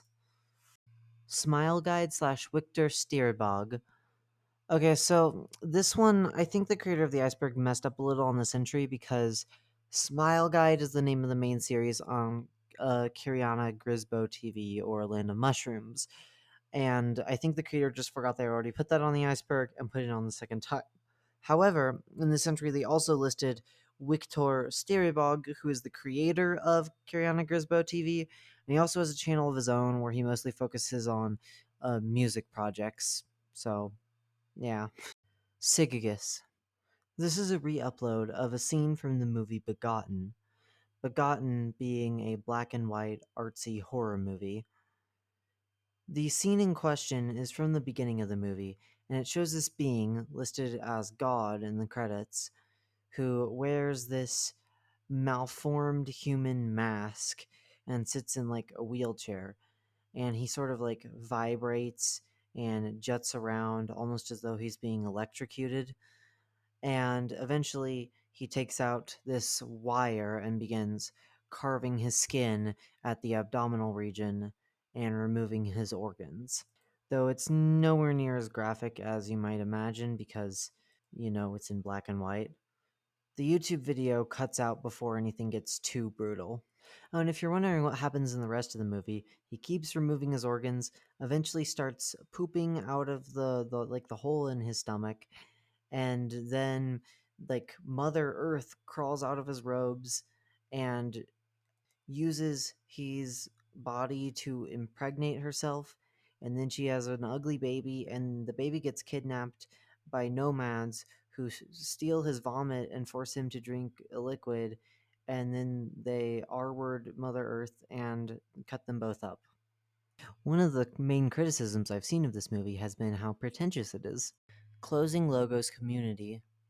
There's a really strange rabbit hole of YouTube channels which will just like upload a bunch of different logos from the endings of movies and TV shows, and sometimes the beginnings as well. And they'll make various different edits to them, sometimes horror edits. Now, the reason for this fascination that a lot of people have comes from a fear of these logos. And the reason for that fear probably has a few reasons, though I'm not sure on any of these reasons, but the most likely reason is that when kids would watch these late at night or early in the morning, it would still be dark. And with them being kids, they would be scared of the dark, naturally. Then they reach the ending of the show that they're watching, and the logo pops up. Now, everything else about the show is something that, to them, is something they like, obviously. They're associating that show with memories of joy. But the logo is separate. It's removed from the rest of the movie and the rest of the show. And they're designed to be simplistic and not really provoke much of an emotion besides from like brand recognition. So, because of that, it basically becomes the perfect vessel to associate all those memories of the fear of the darkness with. And so these people think that they're scared by the logos when in reality they're simply associating the logos with the fear of the darkness because that's easier than associating the fear of the darkness with the TV show they like. Another possible reason is because, and this is just my personal theory, I'm sure you're familiar with the idea of a liminal space. Basically, a place that's weirdly familiar and also empty, like a point of transitioning between two different places. Well, I think you could apply the characteristics of a liminal space to closing logos, and they'd actually fit together pretty well. Think about it. Empty? Yes, they're supposed to be simplistic, and a lot of them will often contain like just pitch black nothingness around the logo, or a blank background of some shape. Transitional? Yes, the entire point is for them to transition from one show to the next. Nostalgic? Yeah, people remember them from their childhoods. And so I think these things combine to give it the same effect of a liminal space that just makes them eerie. Reason number 3, kids are just dumb. Kids get scared by like the most random shit all the time. When I was a kid, I remember there were two particular logos that scared me. Those being the Bad Robot closing logo and I don't know if this really counts as a logo, but I think it falls under the same general umbrella.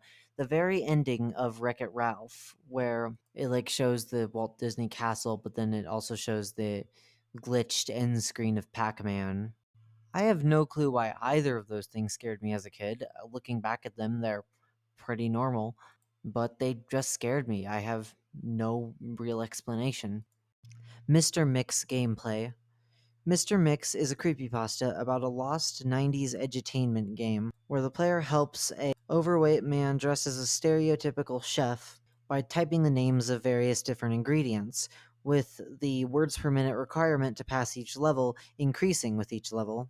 The first level has this like growling noise in the background that gets louder and louder, and according to the creepypasta would eventually become so loud that it would break your speakers because they weren't designed to handle that much loudness, because yeah, that's how speakers work. Then the second level was completely silent. The third had the sound of a hairdryer, and the fourth and fifth had really loud ringing that damaged the eardrums of whomever listened to it. And the words per minute level became so high on the fifth level that it was virtually impossible to pass it and make it to the sixth level. Almost every kid who played the game reported having nightmares about Mr. Mix telling them to like keep something a secret, though they could never remember what. And they experienced PTSD. And as a result, the game sold very poorly.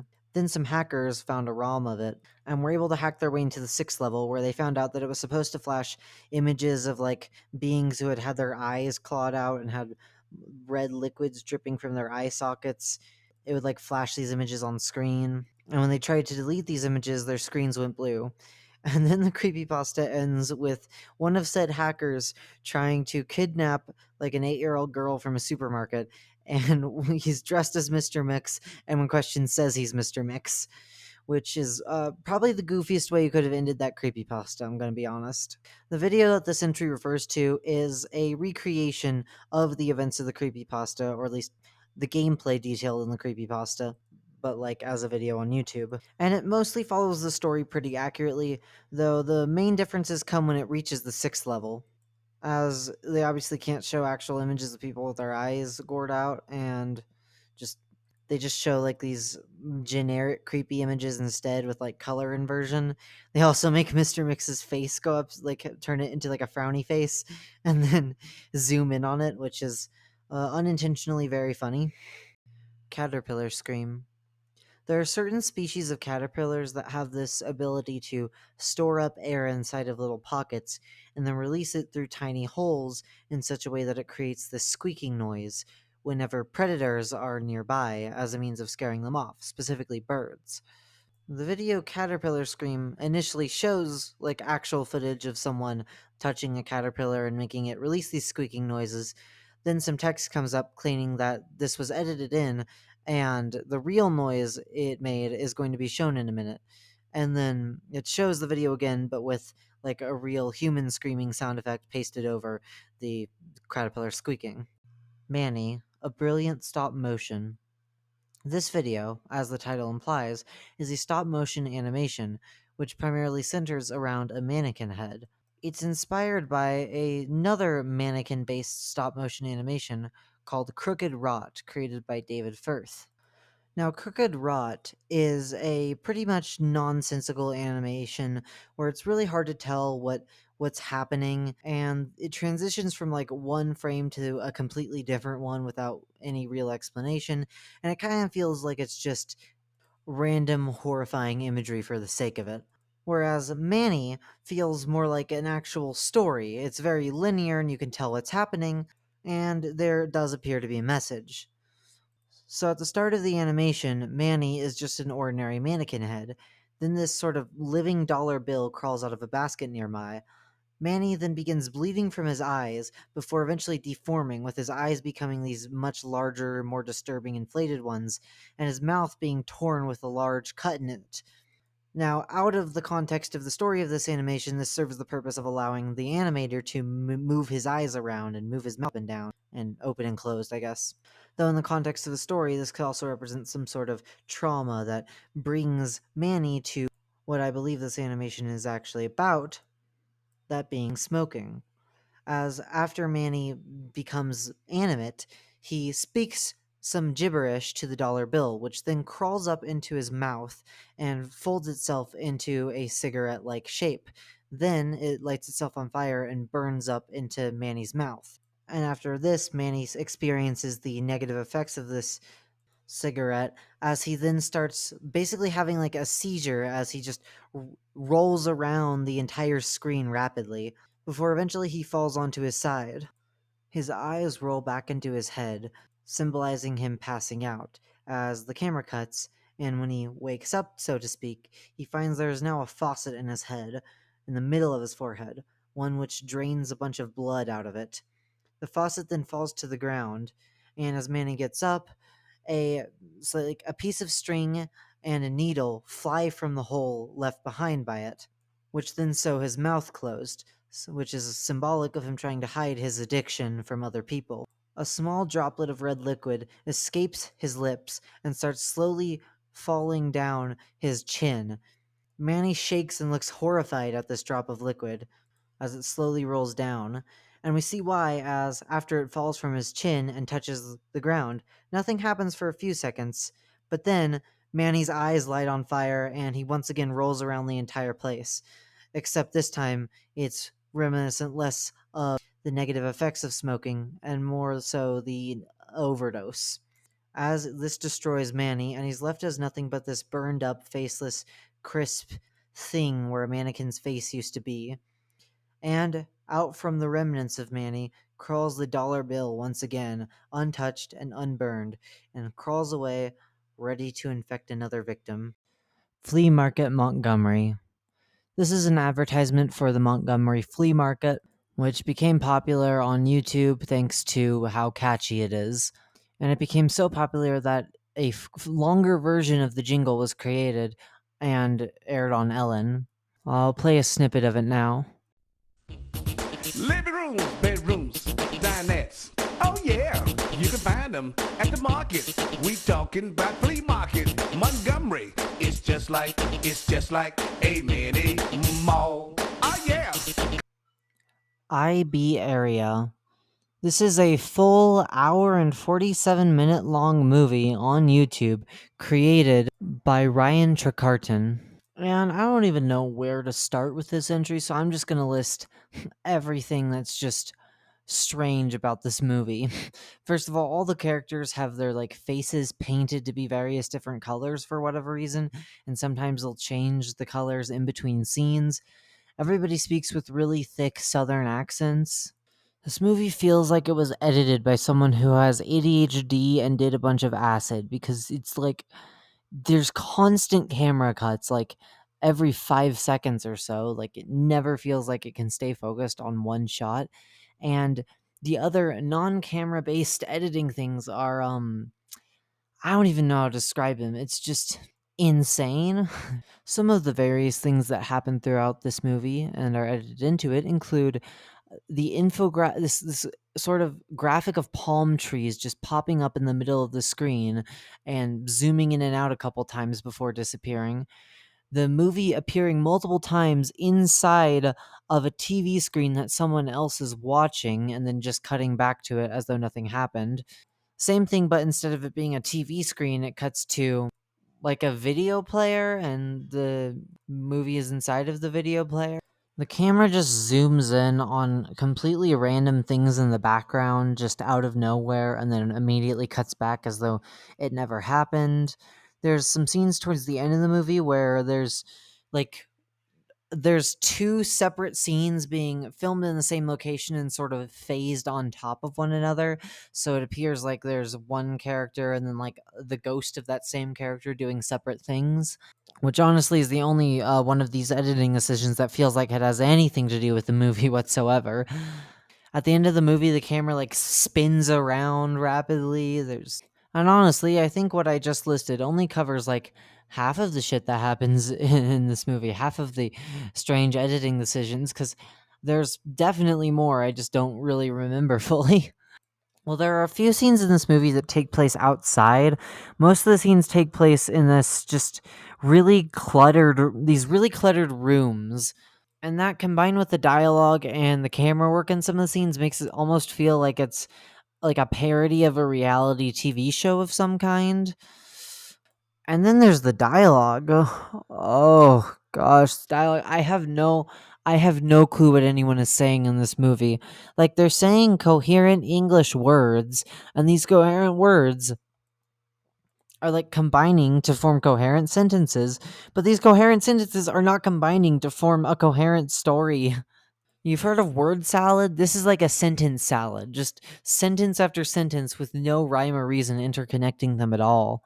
I looked at everything I possibly could to try and understand the dialogue of this movie, and a lot of what I'm hearing is that this movie's dialogue is based in part off of reality TV shows, but also in part off of like early internet speech, I guess you could say. Like this movie came out in the late 2000s, and the dialogue in this movie supposedly uses like slang and phrases that are sort of like a mimicry of how people would communicate on social media at that time. I can't really confirm or deny this because I was the baby pretty much in during that time. Because of how confusing and, quite frankly, insane the dialogue of this movie is, it's very hard to follow the story if there even is one to begin with. There's definitely a few scenes where I can kind of feel like there's a story, but like one that's isolated from the other scenes. So, like, there's a part where I think they're running an adoption agency. There's a part where they're like trying to buy a store and trying to run it, I guess, and there's a kid locked inside of one of the changing stalls who wants to who's really violent and wants everyone else unalived. That part of the movie was actually pretty funny. There's a part where like this creepy yellow-faced woman kidnaps this kid, and it keeps cutting back and forth between her and a completely unrelated thing. And there's the end of the movie where everyone like gets naked and just freaks out and has a massive, like, basically I don't even know how to describe it. They just freak out and start running around and screaming. It kind of, maybe, is it meant to emulate a panic attack? That's kind of what it feels like. Yeah. So I guess aside from those scenes, I couldn't really make out much of a plot, and in those scenes, I could not find any way of linking those scenes together. Apparently, this movie is also about like clones, and apparently, someone's area is like a mixture of their real physical selves and their virtual selves. I have no idea how anyone figured that out, but if you're wondering where I got that information from, I obviously got it from one of the only places where I can find anyone talking about this movie. Um, the Genius Lyrics explanation for the lyrics to the song Hacker by Death Grips. I don't. Yeah, there's almost no reviews for this on YouTube, only a few like articles talking about this. And some of the few people that are talking about this are Death Grips fans. Because apparently this movie inspired the Money Store in some way. Because they're both like about, you know, digital, how the internet affects people, stuff like that. And I guess they're both really hard to understand. And apparently the movie was going to be sampled in an unreleased song from the Money Store. And the movie is referenced in Hacker through the line, "I'm in your area," I guess. And a fun fact is when you look IB area up on YouTube, one of the first autofill suggestions to come up alongside it is IB area death grips. So there's that.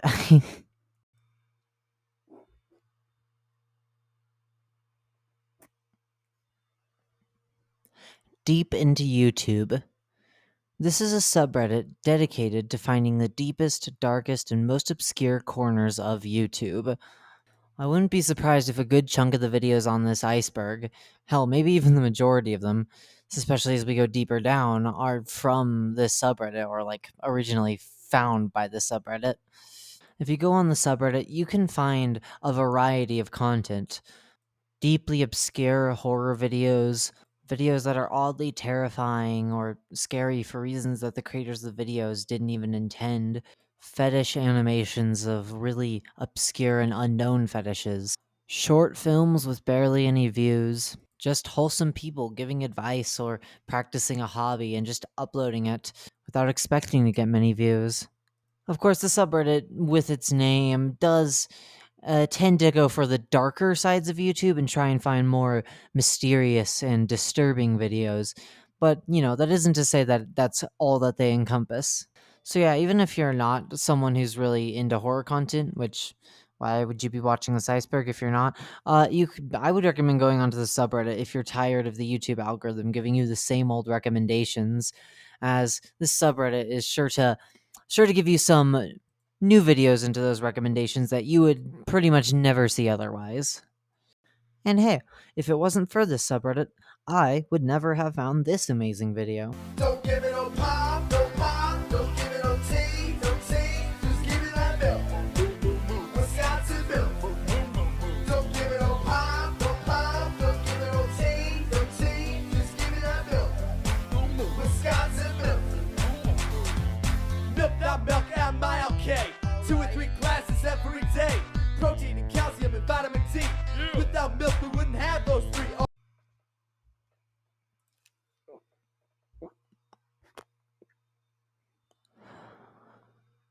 Lights Out 2013. Lights Out was a short horror film created for a short film contest called Who's There?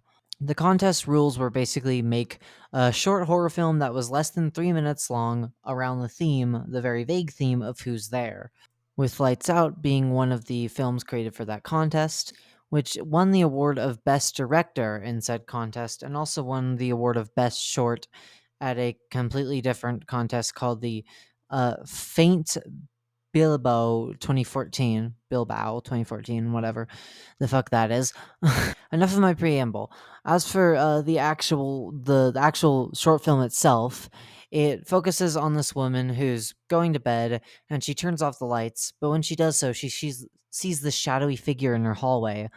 And she turns the lights back on and it's gone. And she turns it on and off and on and off, and it keeps appearing and disappearing. But eventually she turns the lights off and it's gone. So she turns the lights back on and tapes the light switch so it can't be turned off again. And then she goes to bed, but she's really scared, so she hides under the blankets. Eventually, the lamp starts flickering, and she reaches her hand out from the blankets and puts the plug back in, and lights stop flickering, and she feels safer again. So she moves her head out of the covers, only to see this pupil and irisless witch standing next to her bed, which shuts the lights off. The short film ended up being so successful that as a result, a full feature-length movie was created based off of it in 2016. And I haven't seen it, and I don't want to. Lilith Performance Studio presents Melati Suryodarmo EXERGIE Butter Dance. Yes, that's the full title. This is a video of an art performance in which a woman on a stage creates a platform of butter and starts performing a dance upon it. And because it's butter, she slips and falls several times, but she keeps getting back up. No matter how many times she falls down, she keeps getting back up. And that's the message, I guess.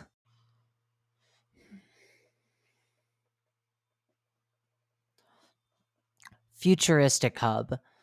Futuristic Hub is a Minecraft animation channel, and the owner of this channel was faced with a dilemma. You see, he couldn't decide whether he wanted to make garbage kids animations as a cheap way of gaining money, or whether he wanted to create his own fetish animations, involving a lot of sex and a lot of grotesquely animated feet. And so, when presented with this dilemma, he decided to take both options and make his channel both of these things at once. The end result of this is pretty much if you took Elsa-Grate to its absolute worst extreme, where it's the same shitty, poorly rendered, poorly animated characters pasted over Minecraft backgrounds because, of course, gotta get money from kids somehow.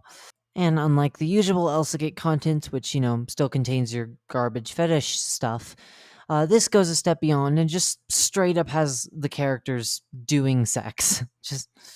If this wasn't bad enough, the channel's owners are also massive bullies. They abuse the copyright system to strike down anyone who remotely criticized them, including going so far as to dox and swat people in the process. When beefing with Keemstar, they made an animation of him getting R-worded. Just a totally normal thing to do in an internet beef. And the channel's true owner has tried everything in his power to deflect the blame from him to his girlfriend. Thankfully, their channel was fairly recently banned off of YouTube completely. And currently there's like this massive court case going on about like the legal repercussions against the channel's owners, which has not concluded yet as of the time of this video being created. Flashing lights warning for this entry. Malice in Wonderland / Vince Collins. Vince Collins is a 79-year-old animator who dreamed of working for Disney, but unfortunately was never able to. And he mostly created short films just on his own or for Sesame Street. And he's re-uploaded a lot of the animations he's made to YouTube. The animations are all very psychedelic with a lot of bright flashing colors, but more notably than that, Vince has this thing in each of his animations where it involves something transforming into something else, like a chalice turning into an hourglass, which someone gets sucked inside of, and then they fall into a scale, which turns into a plane, something like that. The animation that he's most well known for is Malice in Wonderland, which, as you can guess from the title, is very loosely based off of Alice in Wonderland.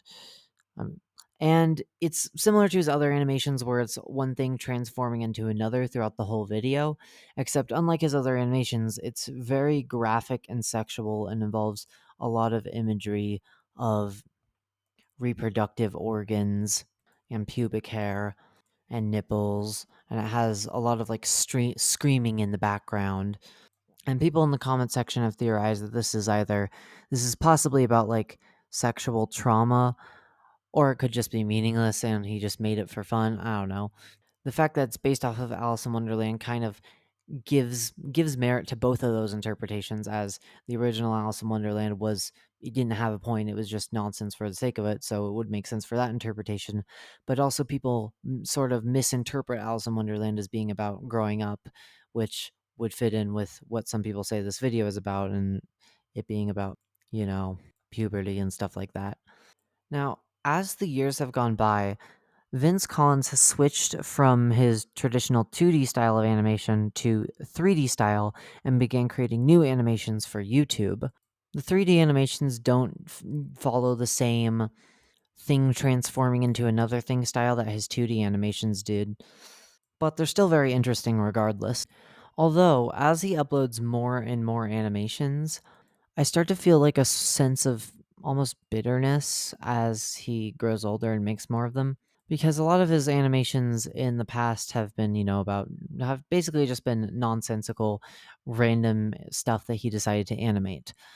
But more recently, he started to animate things that are against, like, animation school and sort of expressing his resentment for having never made it into Disney, his resentment towards large art-related conglomerates taking over the art industry and kicking people who are actually passionate about it out of jobs, which I fully understand.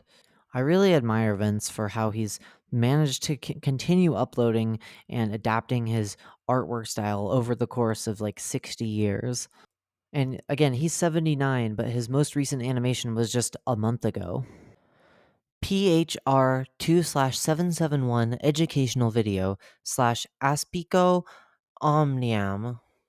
So, this YouTube channel, along with a blog which is linked from the YouTube channel, is basically an unreality fiction about about Serbia post some sort of chemical warfare, which has resulted in these chemicals basically making everyone go crazy, except people with like ADHD and autism. That's like actually a part of the lore here. I'm pretty sure. I'm not making that up just to be funny. That's actually in here. And these blog posts and the videos on this YouTube channel are created by the three remaining civilizations of people: at least in Serbia, which are a group of people living in apartments, a group of people living in tunnels beneath the apartments, and this group of like outsiders who the other two groups hate because they're like constantly trying to raid the other two groups. And everyone in the apartments is kind of kooky, if that wasn't obvious from the YouTube videos, which are pretty strange because despite being like horror videos set in this alternate universe, they all have like these not very spooky beats behind them, and the music, like the videos, images, and text are like moving in sync with the beat for some reason. Um, and that, and also the people in the people in the apartments have a self game end room for people who just can't handle it, and they also like to punish people who go against the other people in the apartments by licking their feet because of the author's barely disguised fetish. Unfortunately, though, like many other ARGs and unreality games, this never really got finished since the last blog post on this was like in 2018, and there isn't really a satisfying conclusion. Plus, this whole thing about like the imprint of the fifth cycle, which is what the blog is named in the first place, never really never really goes anywhere. They never really bring up what this cycle is, at least as far as I can tell. And the last video uploaded on the channel is not related to the Unreality game at all. At least it's seemingly not related. It's just a synthwave album, and yeah, it was uploaded several years ago. So I highly doubt this Unreality game is getting updates anytime soon. Omega Mart commercials. Omega Mart is this sort of art experience thing. I'm not really sure what the exact definition of it would be. And I haven't been to one, but I have been to a similar experience created by the same company, Meowwolf, titled Meowwolf, specifically the Meowwolf in Denver. And the way I describe it is it's like a bunch of these scenes that have all been crafted, and they're all like various different rooms, and the artwork is kind of the design of the room and how interesting it is.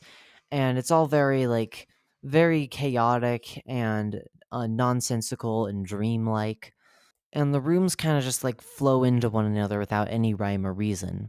And so while I haven't been to a Mega Mart, I assume it would be similar but with like a theme of, a supermarket.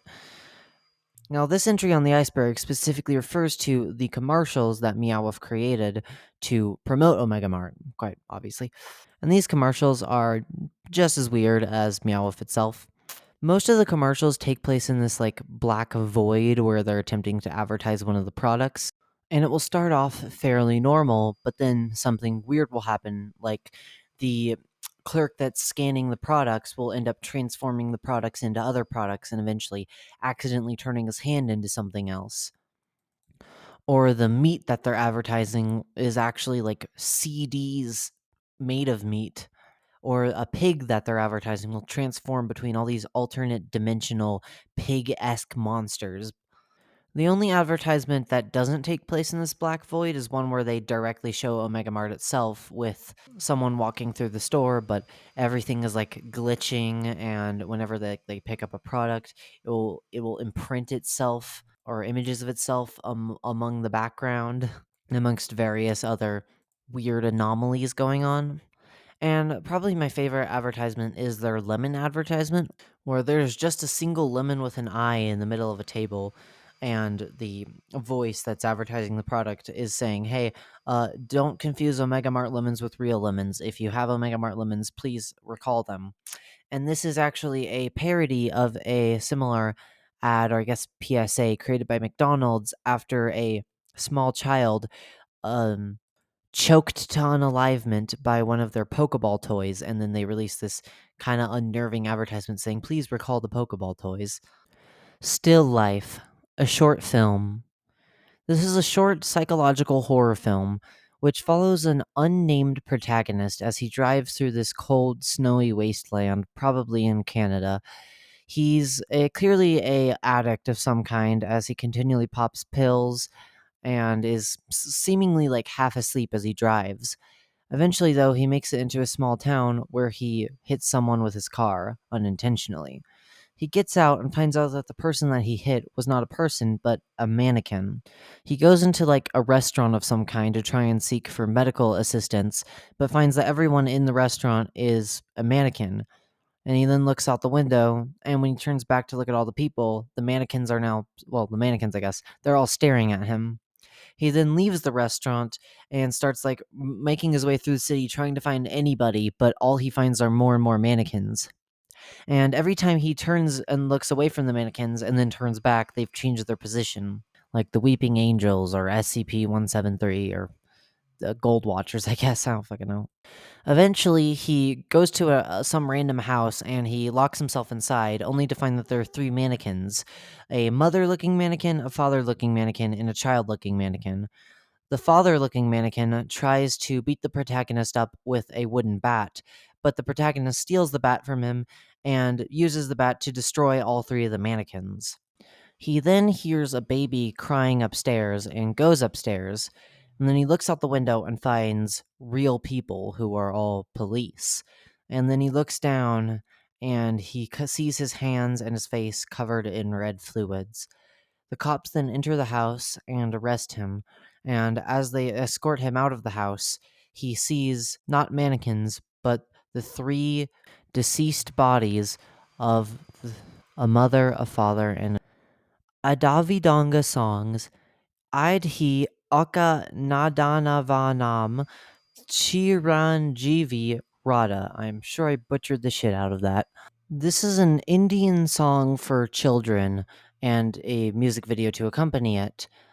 And the two lead actors of it are both like normal people dressed as normal people, but all the other like side dancers are wearing animal masks. And there's also several scenes of like this forest, this canvas painted to look like a forest that will like scroll in the background with several animal heads peeking through holes in it, like it's one of those things that you put your head through and then take a picture of.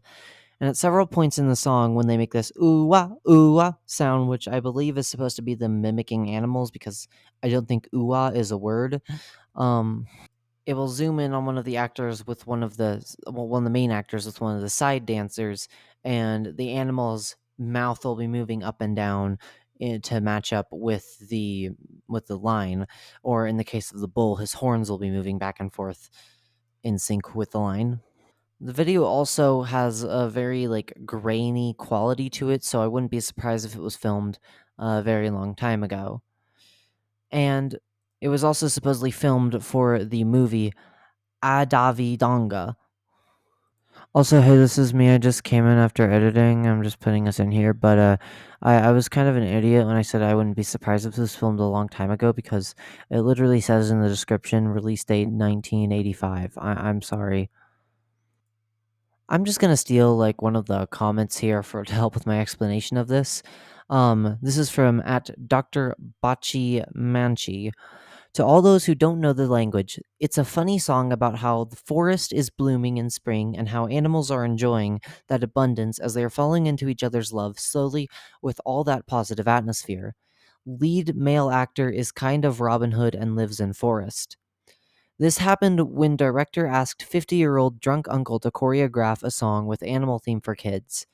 That last part there, I'm not sure if that's like a joke he's making or if that's like actually why this music video is the way it is, but whatever. Lumpy Touch. Lumpy Touch is a pixel horror artist. He's most well known for creating Gorefield related artwork and videos, and Gorefield, for those who don't know, is like this community of artists who draw Garfield as these disturbing, grotesque, eldritch horrors, sort of as a way of satirizing Garfield. Garfield comics, that is. Other videos he makes tend to follow a similar formula, where it's some property, whether that be Mario or Sonic or Breaking Bad or whatever, and then he creates pixel artwork of various characters from that series as grotesque eldritch horrors. Though, as you could imagine with this whole phenomenon kind of arising from people making fun of Garfield, most of his videos play the grotesqueness off as more of a form of absurdist humor rather than actual horror. He also has a couple series on his channel, like Garfield Horoscopes, where it's like, well, he makes one Garfield horror based off of every horoscope with their own like powers and abilities and like describes them in the video. Or Garfield Game Boy, which is like a fake game he created where a player character who we're experiencing the game from the perspective of is trying to hide from Garfield. He's also made and worked on the art in several games, like a Garfield themed Dr. Mario parody, or a horror game where you walk through a house made of Garfield's flesh and feed him lasagna, or Morb Sweeper, arcade version of Minesweeper but Morbius themed, and many, many more. Fairly recently, Lumpy Touch has also started creating YouTube shorts because, I mean, that's just kind of thing every YouTuber is doing now. And he has two main short series. There's Bad Two Sentence Horror Animated.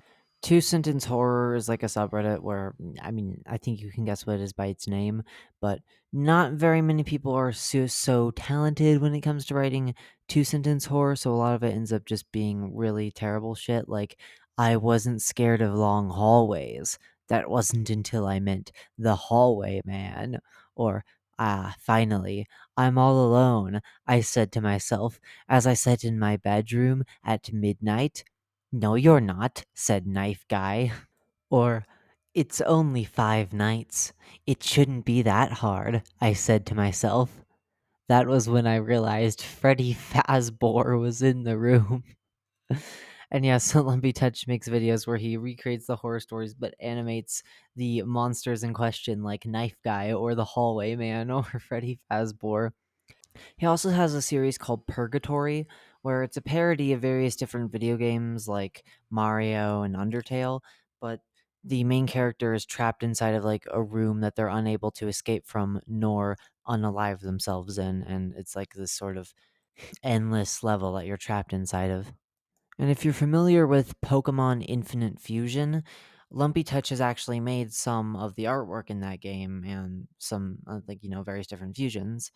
And yeah, his Pokemon match up with his art style a lot. They're very much in line with the other Eldritch horrors he creates.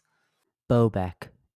This is a poorly drawn animation of a dude sitting on a toilet, and he's trying really hard to shit, but he can't, and he tries to shit so hard that his head blows up and he collapses on the ground, and only then does the shit fly from his butt to the toilet.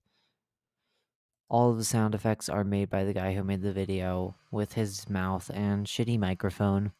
I am a building. Net_work. So net_work was like a comedy sketch show on YouTube from like several years ago. But one specific moment from one of their sketches became a bit of a meme a few years ago, which was a segment where these two guys are playing Risk, and then all of a sudden this building comes to life with arms and a face and sings, "Don't be racist, I am a building." Most of the memes just cut it off and end the video there. However, in the full video, he continues singing about racism and calls another building Trixie to help him sing. And the song concludes with them both saying that if you are racist to them because they're buildings, they'll haunt your dreams. Orphic Oxtra. Skeletons having sex on a tin roof. This is a music video for a song of the same name, and no, neither the song or the video have anything to do with the weird as shit title. The song itself isn't really anything remarkable, it's just kind of an instrumental jazz song, and I don't think anyone would really care about it that much if it weren't for the video it was associated with. And as for what that video is, it's just this woman dancing around in a leotard with this, like, happy expression on her face that never really changes. And she dances over several green screened backgrounds, most of which being space themed or just bright colors, though she does sometimes dance around like this house with cats in it. There's also a few parts of the video where it zooms in on her eyes and they're like the background is in her eyes, and parts where she loses her face and gets like colors in place of her face. Like her face just becomes a giant green glowing disc. And at the end of the video, she sort of flies while laying down. Again, I think that this music video, well, it certainly probably would have caught some people's eye. I think more than anything, the thing that people remember about this video is its title. All right, final entry for this part of this tier of the iceberg. Katie's Scary Face. It's a short video, so I'll just play it.